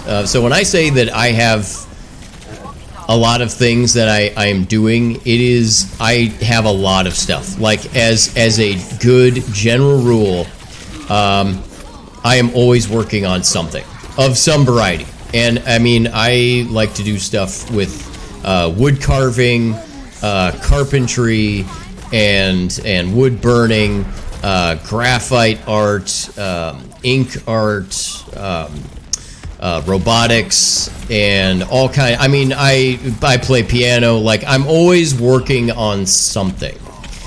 And when somebody comes to me and says, "Hey, man, how would you like to go hang out and stare at a screen for 2 hours?" I just go, "Fuck no. I'm too big. I 2 hours of just sitting and staring? Like, I can't do it. I can't do it." With video games, because here's the other thing. Because I don't get to, you know, so they're time for everything, right? So I have like a space where I play games. And I usually play games as I'm going to bed, or on Fridays when I'm doing this stream, or, you know, if I have extra time during the week and I feel like, okay, in between I'll work on something, I will sit and play a game. Playing a game for me is at least input, and it's stimulating, and I'm doing something, and I'm getting something. When I'm just watching a movie, it exists independent of me. And that bothers me at this phase of my life. It did not bother me most of my life. It bothers me now. An occasional movie is fine. But I definitely, I've gotten to a weird place where now I have movies on as I'm doing something else. And it's not like, oh, I need to have a bunch of shit going at the same time. It's more, I want to be, you know, working on artwork and have a movie going or something. You know, something like that. So that's how I feel about it. Where are you going, asshole? Where are you going? Aha! Ah, I ruined his day. Oh! Yeah, I'm stopping the train. Stopping the train. Here we go. Oh, yeah. Nope. No, fuck. This is gonna be a problem.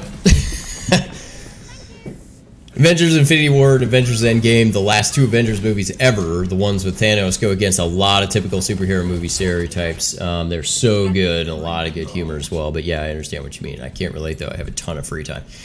Fuck. I remember those days. Enjoy the fuck out of that, dude. Seriously. Enjoy the fuck out of that. And you should. Because, you know what? Any person who tells you you need to knuckle down and do more work, tell them to go fuck themselves, because you have your entire life where you'll be working. Yes, you need to get things done. Yes, you need to plan out a career, whatever the fuck you guys do in the Netherlands. I don't know. But, holy shit.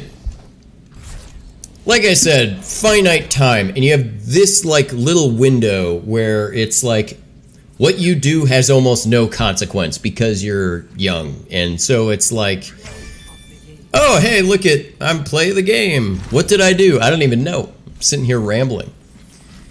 Yeah, that was a good play. Okay. So far, so good. All right. Yeah, we shot some shit. Yeah. All right. Well, good. But, like, yeah, you need to do stuff, and yes, invest in yourself, meaning, you know, put in the work you need in order to, you know, develop yourself into an interesting person. I tell people who are fucking, you know, 45 years old, invest in your intellectual retirement fund. And I'll tell you what that means. You invest in your intellectual retirement fund means get into a lot of crap, even if you don't know what you're doing. Just get into crap. Start doing it, and just start doing it. And people will go, do you know what you're doing? And you go, no, but I'm going to find out as I'm trying to do it. And just start doing stuff. And the reason that's important is that as you grow up and you have less and less time necessarily to invest in just sort of shit in general, you're not going to want to start getting good at something when you're an old, like, the way I always look at it is, sure, is it fine to want to sit down? Oh, no. Don't get me wrong. I'm not a guy who doesn't watch any movies or series. I'm a guy who doesn't like to just sit down and watch movies and series. there's a nuance in there. I will absolutely sit down and put on a Rick and Morty episode for sure. For sure. And I'll be doing something, you know. Actually, usually I'm, you know, reading or drawing or, you know, something. But I'm always doing something, man. Programming, whatever. But yeah, you don't want to be, and I'm not saying it's not a good idea when you're, you know, 60 years old to want to sit and play a violin or something, and you want to learn to play a violin. But you're going to feel a lot better about it and probably feel a lot less depressed about your situation if you can sit down and bust out a great tune and everybody loves Grandpa's playing. And it makes it makes for your life being a whole lot more interesting. And that's part of what I like to do is I like to, you know, say, okay, I'm going to jump into doing stuff and I'm just going to learn it because it makes me not only more interesting and have, you know, more things to relate to people, because I can't necessarily relate through like sports and shit. You know, yeah, you don't want to know how much time I invested, but you kind of get away with it. I mean, you do. You get away with it for a while. And a lot of people get away from it. Fuck. Most adults I know put ungodly amounts of time. Ungodly. I was actually upset at people when they were telling me how much effort they put into Game of Thrones. And when I say effort, I mean like they weren't just telling me, oh, yeah, I should probably be Mercy. We need a strong healer here. I don't just mean like you're just watching the show and you're trying to like, you know, put in some like, oh, I'd like to know what's happening here. We're talking about like they're thinking about Game of Thrones, they're writing about it, they're discussing it, and I go like, did you know there was an election in France? And they'll just be like, no. And it's like, what in the fuck are you doing talking all day long about a fictional place? All day. Like, I understand the thing where you want to see the series. Good on you. Like, great. But really? We're going to talk about it?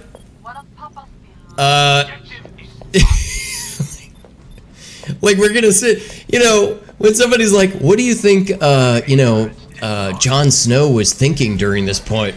You know, like, what was Jon Snow doing? And you do this thing where you're like, I will tell you what Jon Snow was thinking. Literally fucking nothing, because it isn't a real guy. Let's move on, shall we? I mean, it's literally all made up, and it doesn't matter. Like, that's what I'm trying to understand, is where are we? Why is my priority set so different? And I'm not, again, enjoy the series, but let's put in a proportional amount of effort. Like, let's not sink all our time into it. Let's just sink the time it takes to watch the show and maybe have a couple laughs about it. And that's good. And we don't need to pontificate and have fan theories and it's like, fuck all that. Pull your shit together. Get another hobby, for God's sake. Unless writing is your hobby, in which case, you know, then write something original. But, you know, I mean, fuck me. That's all. I hate it when people say I don't care what people think of me because it's literally the only thing you do. Everybody does. You know, yes. Yes. I think that is... Oh, shit. I should probably... No, I'm not going to revive. What were you thinking, bro? You put yourself out in the middle of fuck all. And of course you're not going to survive. Oh, shit. Oh, God. Oh, fuck. Come on. Just get the just get over. Oh my God, Jesus. Yeah, the thing about people, like when they say, you know, I don't care what people think, they're saying that ironically in a sort of conforming kind of way, and I'll explain what I mean by that. When you say you don't care what somebody thinks of you, that was not the person I wanted to revive. Oh well. God damn it. I think I just basically I staggered us more, is what I did. because I wanted to Rhine, and I didn't do it, so I'm going to hang out in here.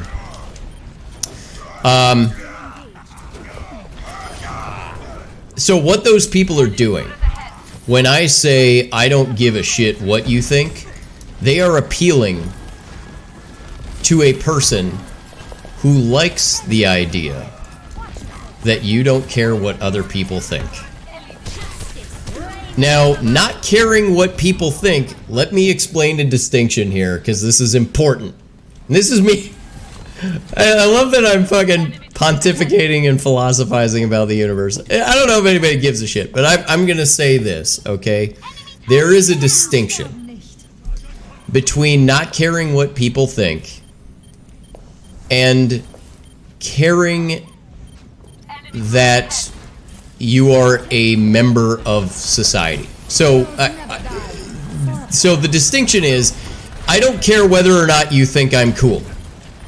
I really don't. I genuinely do not care if you think I am cool.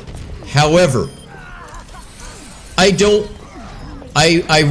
want you to feel like I am not interested in you as a human being, or that, you know, you are unimportant, or that you don't serve any purpose. So in other words, while I don't care what your opinion, okay, so you may, you know, you may not like necessarily the kind of, opinions I have about something, let's just say. And I tell you what that is, and then you go, I don't care for that, I don't like that. I may not care that you think that. And I may not care that anybody, you know, agrees. But if that puts me on an island socially, and I am now an outcast, now I have to take an interest. So, do you care what people think? Not entirely, right? You don't entirely care what people think. You sort of care. You sort of care that you're not necessarily outside what would be called the Overton window of society. So if you're not familiar with what that is, it's the idea that certain things are within the lexicon of discussion that are socially acceptable. Meaning, if I start talking about, like, yeah, you know, the best thing ever is sawing the heads off of babies, people would be like, what the fuck are you talking about? And that would basically be universal. Now, if you think about that, and you go like, well, of course it's socially unacceptable for you to want to saw the heads off of babies. And I could, if I wanted to be completely obtuse, I could, of course, ask you the question. I could just be like, well, why is that? Why is it unacceptable to saw the heads off babies? And we could sit here and have a stupid argument about it, or we could just accept that you know, yes, you're right. It's not a good idea. And it would make me insane if I, for some reason, you know, thought that this was a good idea. So do I necessarily care that someone dislikes me? No. But if I am completely isolating myself by putting myself in a situation like that, where I'm completely on the outside, and people go, Jesus Christ, man, I don't like you because of this, I have to care about that, because that's how we humans sort of survive. Yeah, but so they say they don't care what people think to impress someone so that the person thinks of them in a good way. It is. It's ironic. Well, that's exactly what I mean. Is most of the people saying it. So when you're a teenager, again, this is me sounding like Pops Compton.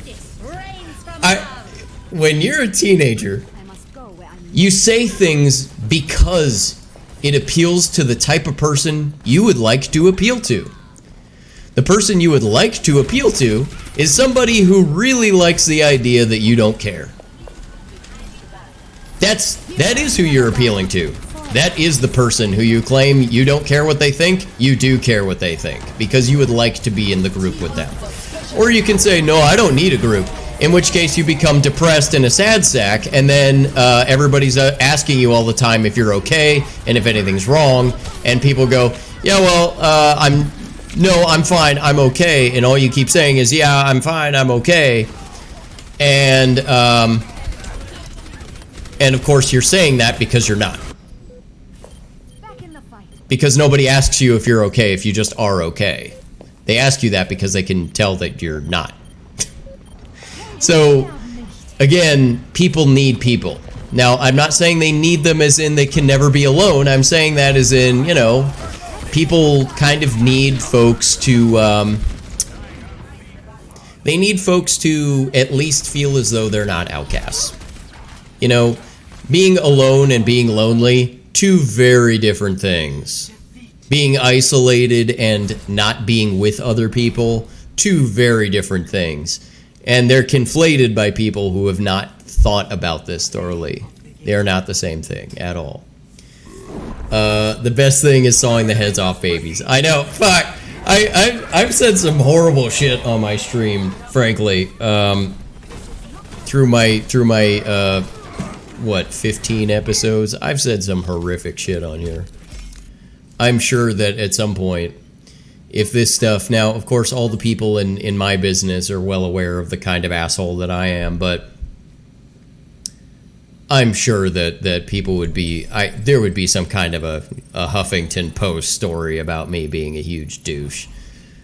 Despite the fact, I actually am kind of a, well, not kind of, I am definitely a left-leaning guy, but I do not appeal to the crazy left. I do not appeal to those people. And I don't really appeal to the right either. So, you know, you're kind of in this weird, like, you know. Talk about isolation. You're in with, I think, the silent majority. I really believe that you're in a silent majority when you're the people who just go, oh, that's a little nuts for me, man. I generally I'll put it this way.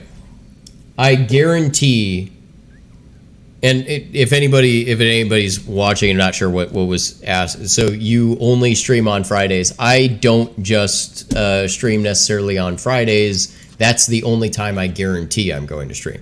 I'll put it that way. So I guarantee I will stream on Friday unless I announce something on Twitter.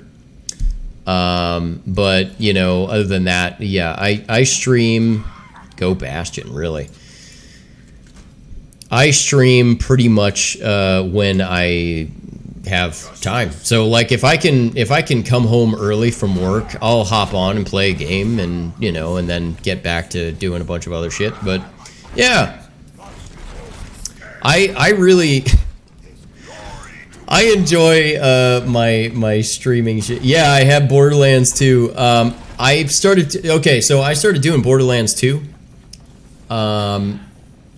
Just to play through it again, prepping for Borderlands 3. I have to finish my playthrough, which is going to be, I am going to be continuing. I'm going to be jumping back onto that. Is probably my next stream. Either my next stream, possibly. I don't know if I want to do any tonight. But I do want to play through Borderlands. I've done some wacky shit on my stream. Like I did this, yeah, I've done, well, you can see, but I made like an improv phone call, thing that I put together, and I put together a stupid, like, Kim Kardashian, music video. That, as it turns out, at least according to the stats, most dudes who watched that video were actually trying to watch that video to jerk off. So, sorry to those guys, because that is not necessarily the best of fat material. That is not the best. You can do better than that, and I think you should hold yourself to a higher standard. If you're gonna jerk off to high quality material. You know, don't blow your load to just anything, dude. Play the shit out of Zane in FL4K. I cannot wait. Yeah, I know.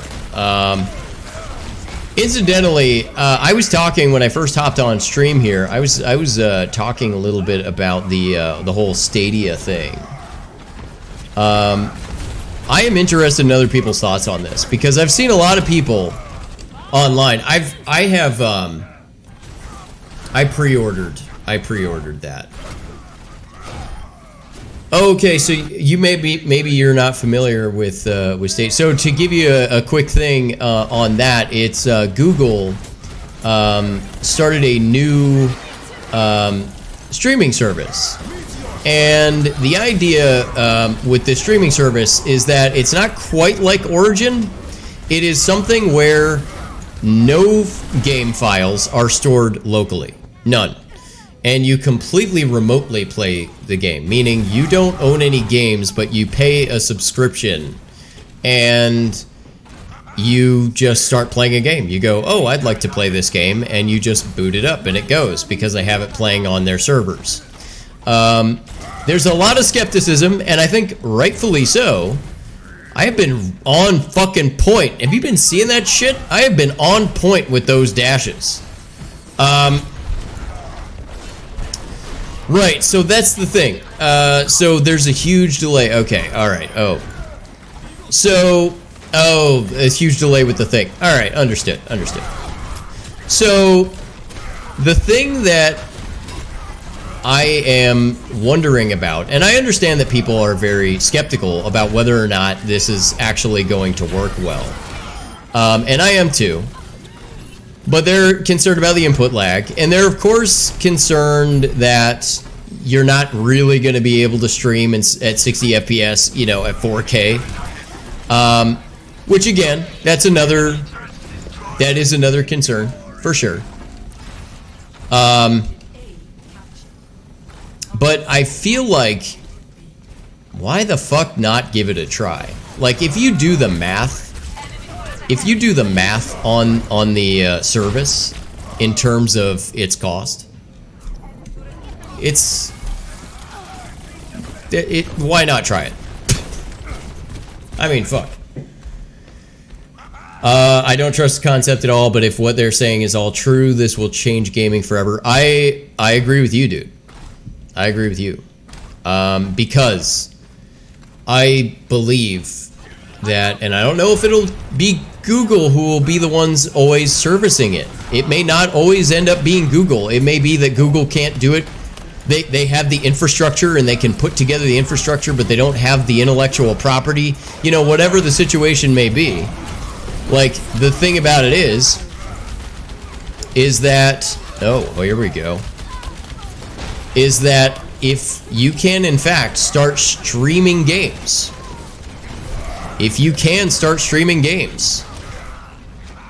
I don't know why you would ever buy a console unless it's just for local gaming. And a lot of the older gamers, a lot of the people who are, you know, actually, funny enough, of my generation, are like, no, we don't want that. We want our games physical. Why? I have about as much interest in that as I do about going to the dentist. Like, you know, and having a fucking cavity drilled. Like, that to me is a burden. Like, I don't like having, you know, this computer is decked out with a bunch of solid state drives, and you know, it's a pain in the ass to put these things together, and it would not, it's gonna run things really well, and everything is awesome on my computer, but man, if I could save some money on my computer and not build top of the line, but just build something that's good, and I can still play things the way I want to play them, fuck, I think that's a good idea. So that's my thing. And yes, there's bound to be input lag. No matter how much they try to contain it, there will be input lag, which kind of makes it a no-go for me. Because most of my favorite games are games that require very good reaction time, really well performed inputs. So that is my main concern, and that is the thing that I'm not sure how you physically overcome it. I have put together in my job, I do so many weird things in my job. I can't even tell you. But I put together different server configurations and have had to run programs for other places on a server, a remote server, in a kind of a Citrix setup, and you know, some things, and you know, other sorts of setups. But I have had to put a lot of things together like that, and people notice very small pings. They really do. Like the ping time of You died. Just go in. We killed 3. How did we lose that fight? Jesus Christ, this guy.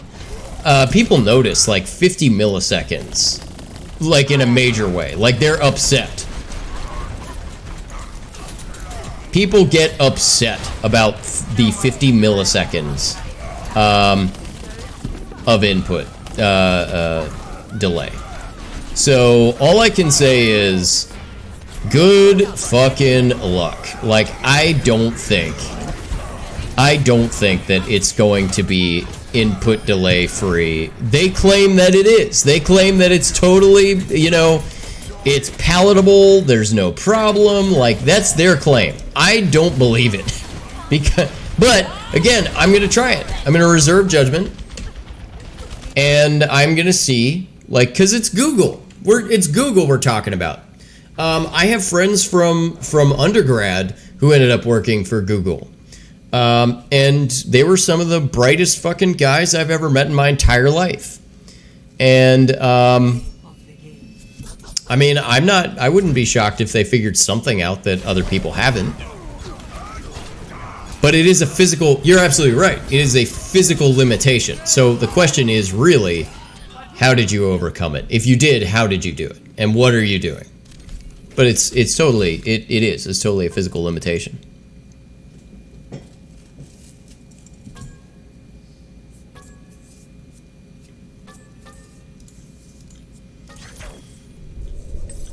Let's see, who else is good? You were good. I guess you put on bubbles. That was okay.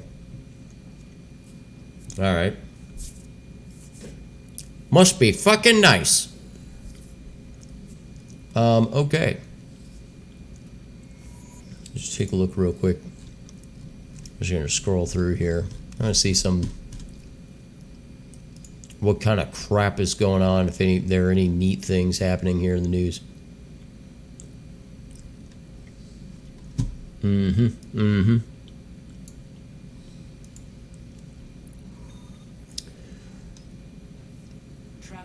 Oh God, I saw this one.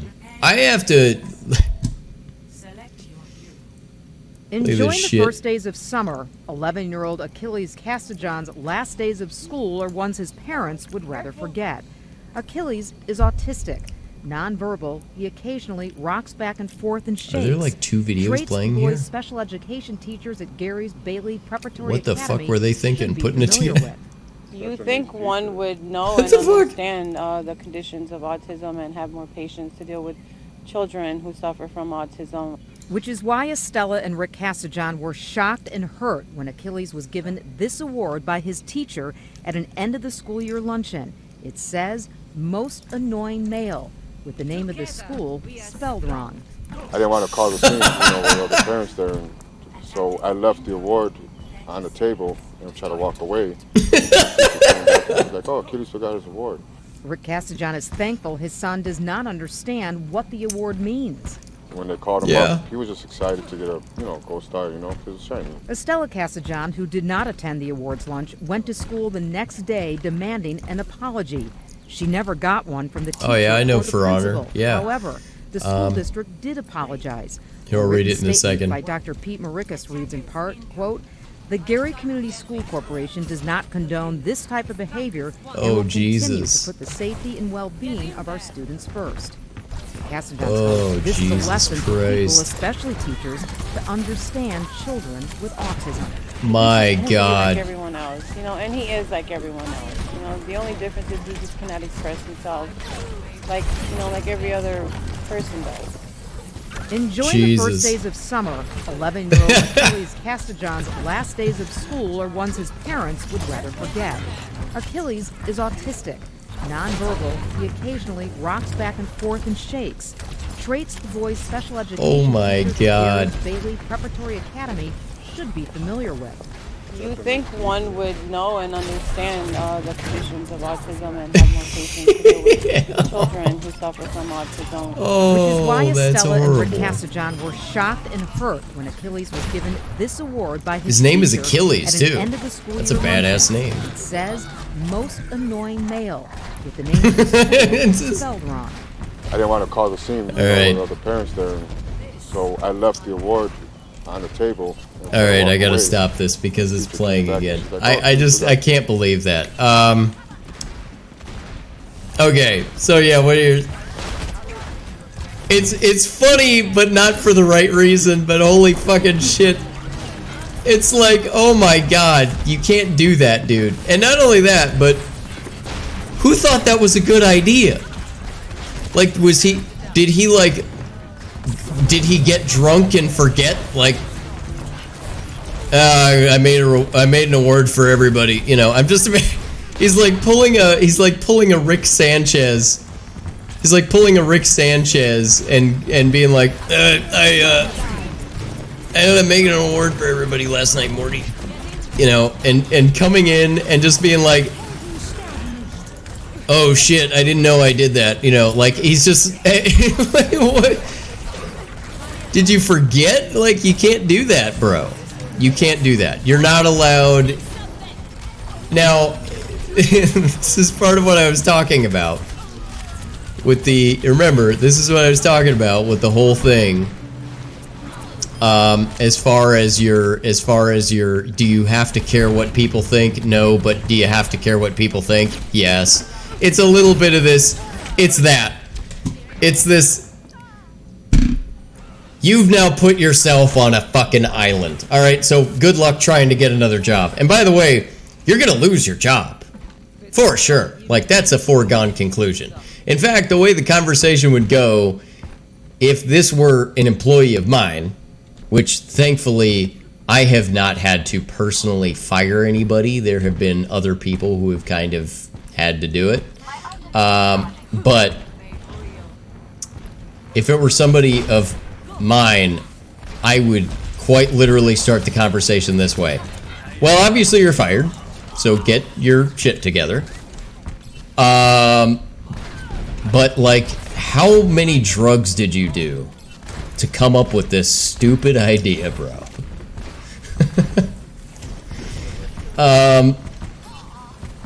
Yeah, so I don't know, but yeah, anyway, as you were saying, so I play a game called For Honor, and yes, I know what that one is. Its combat system is kind of complicated, but you have, yeah, and I know, yeah, you're right. So that would be an example there.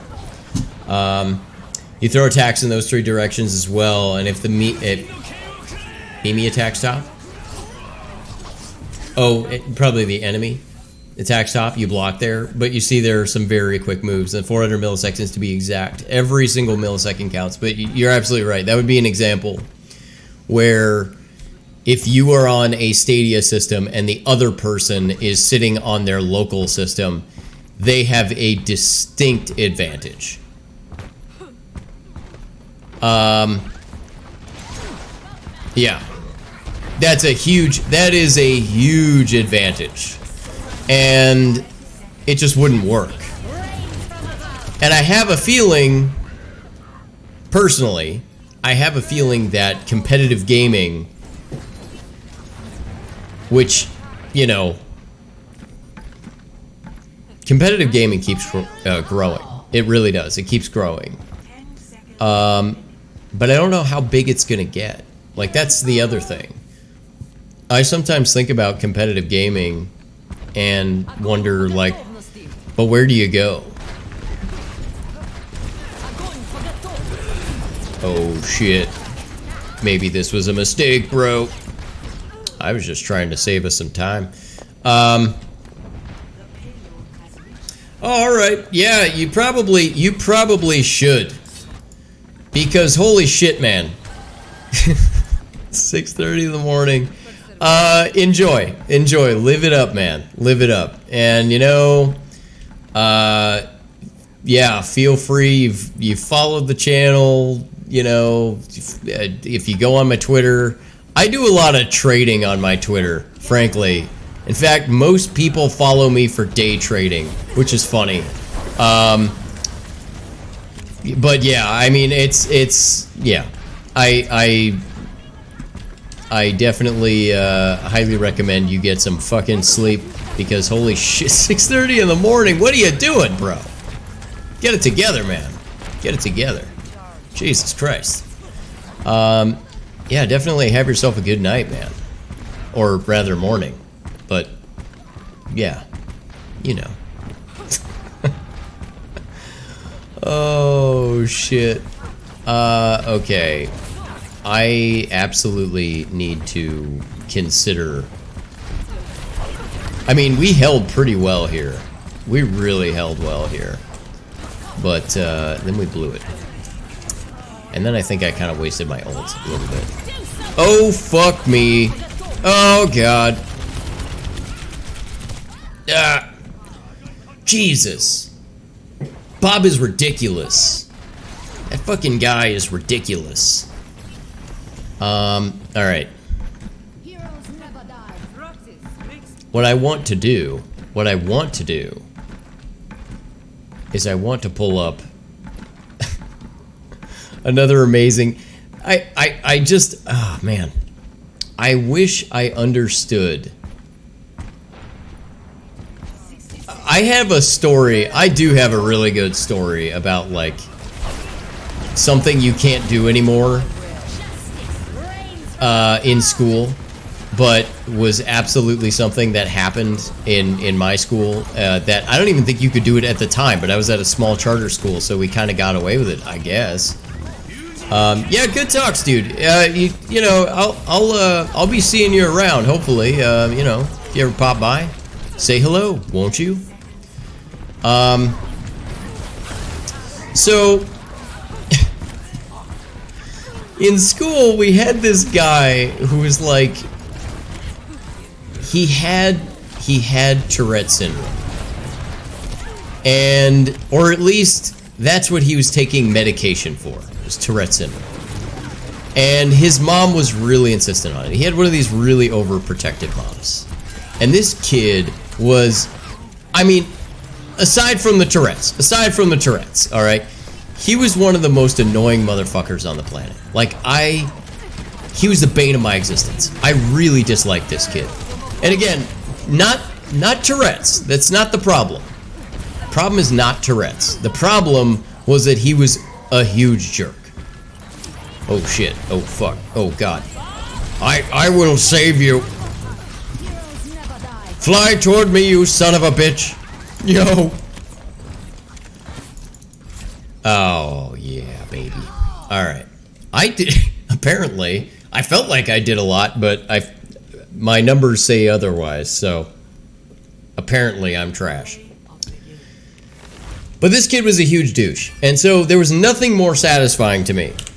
Nothing more satisfying to me than seeing this kid get in trouble, and he one day would not stop making dolphin noises. Like, he would not stop doing it. And what he did in order to make the dolphin noises, I guess I'm going with, yeah, alright. What he would do to make the dolphin noises is he would put his lips together and he would inhale and he would make this weird, like, crackling sound. And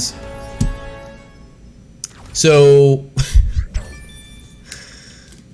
the teacher got fed up with it. And so he was just like, you know what? I want you to start making those dolphin noises, and I don't want you to stop, just all day.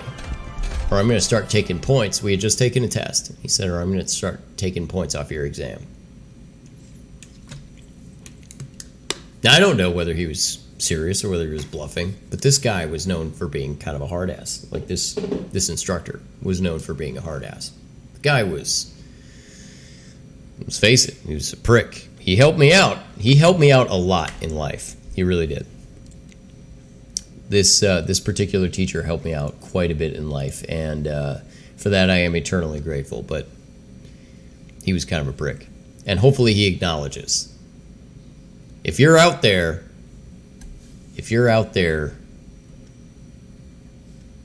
you know you're a prick. But I owe you, big time. So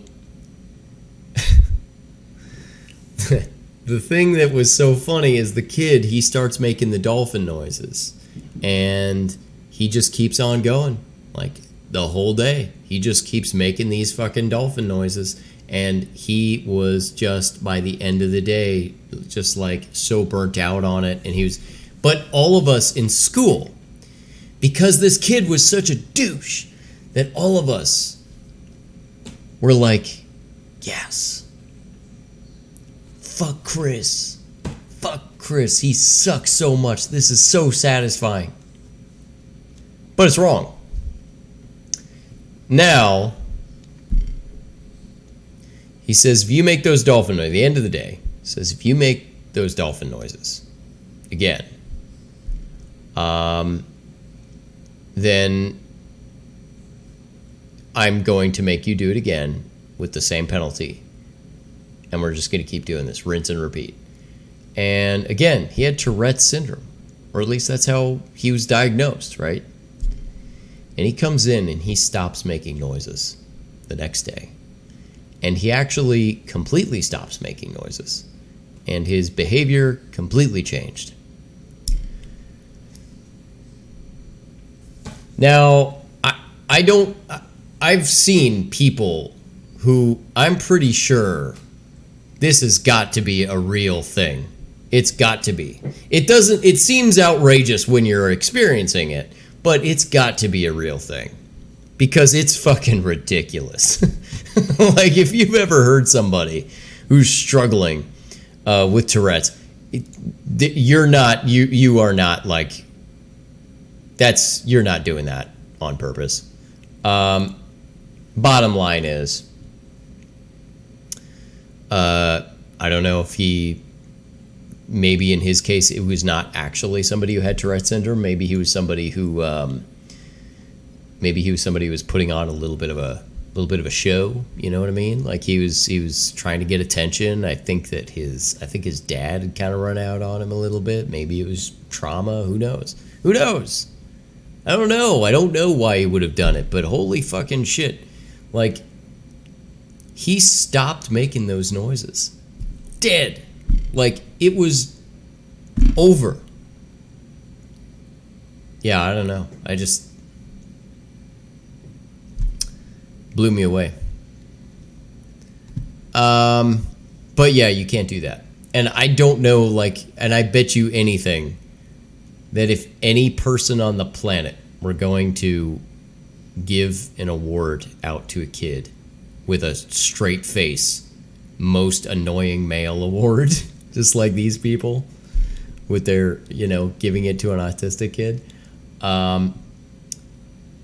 that would have for sure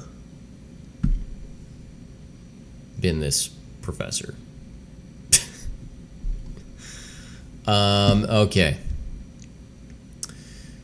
It takes a lot of balls to hide more than 200 fentanyl pills under your genitals? I'd like to know about this. Oh no. Oh, Lord Jesus, it's a fire. Man. Teen had 200 plus. Which one is the man and which one's the teen? What? Man, teen had 200 plus fentanyl pills under their genitals? What? One of these guys is a teenager? Am I getting that correct here? 2 Chino Valley men were arrested on suspicion of transporting and selling a narcotic drug after more than 200 fentanyl pills were found under the genitals of one of the men and a teen they were with. Okay, so they don't include. All right, there we go. The Yavapai County Sheriff's Office reported on Wednesday Around 4 p.m. on Sunday, June 2nd, the black Chevrolet 1500 truck of 50-year-old Randall Arrington was located and stopped in the area of Iron Springs Road near Williamson after it made several moving violations. Yeah, it always goes down that way, doesn't it?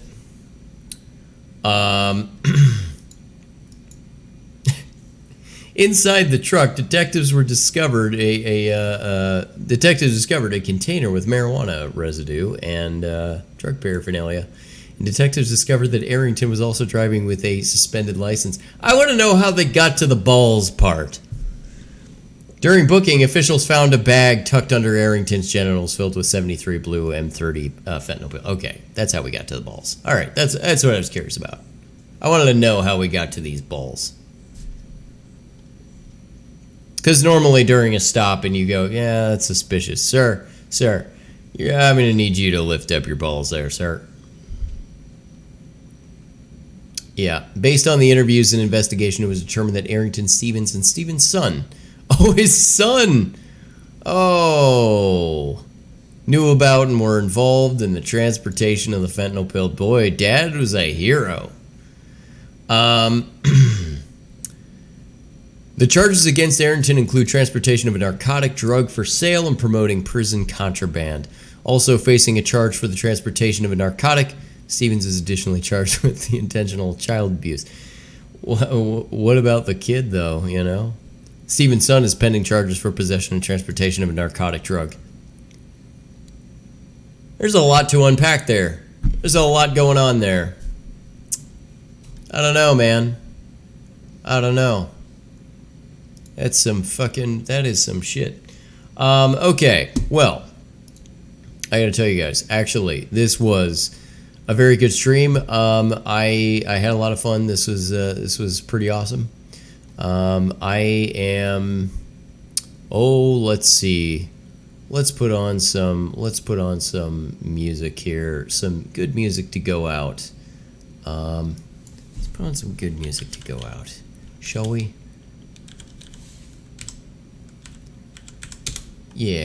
Yeah, we'll just put some good shit out there.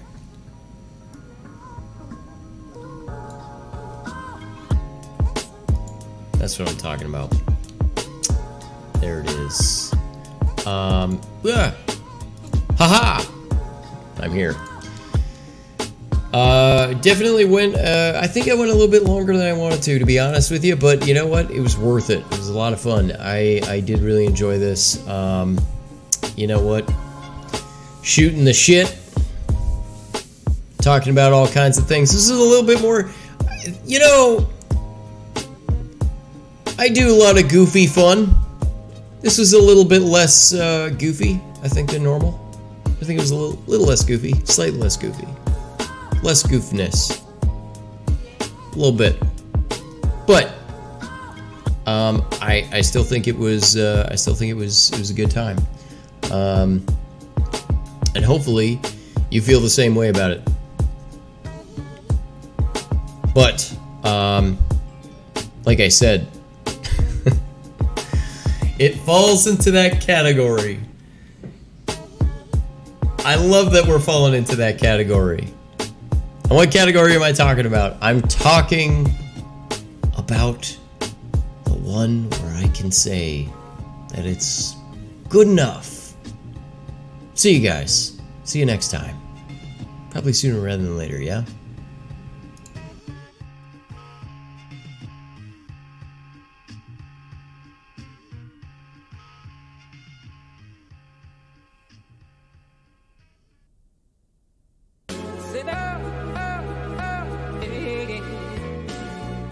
You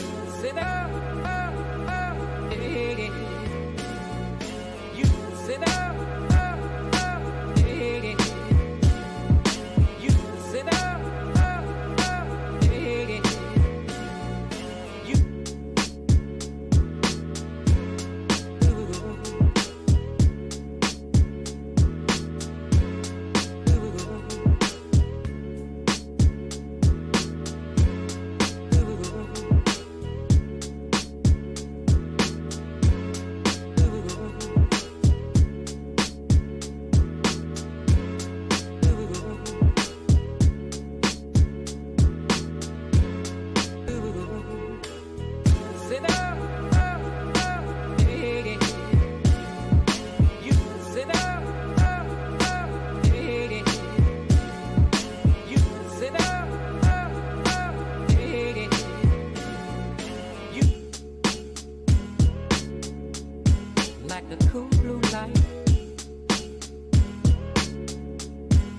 like the cool blue light,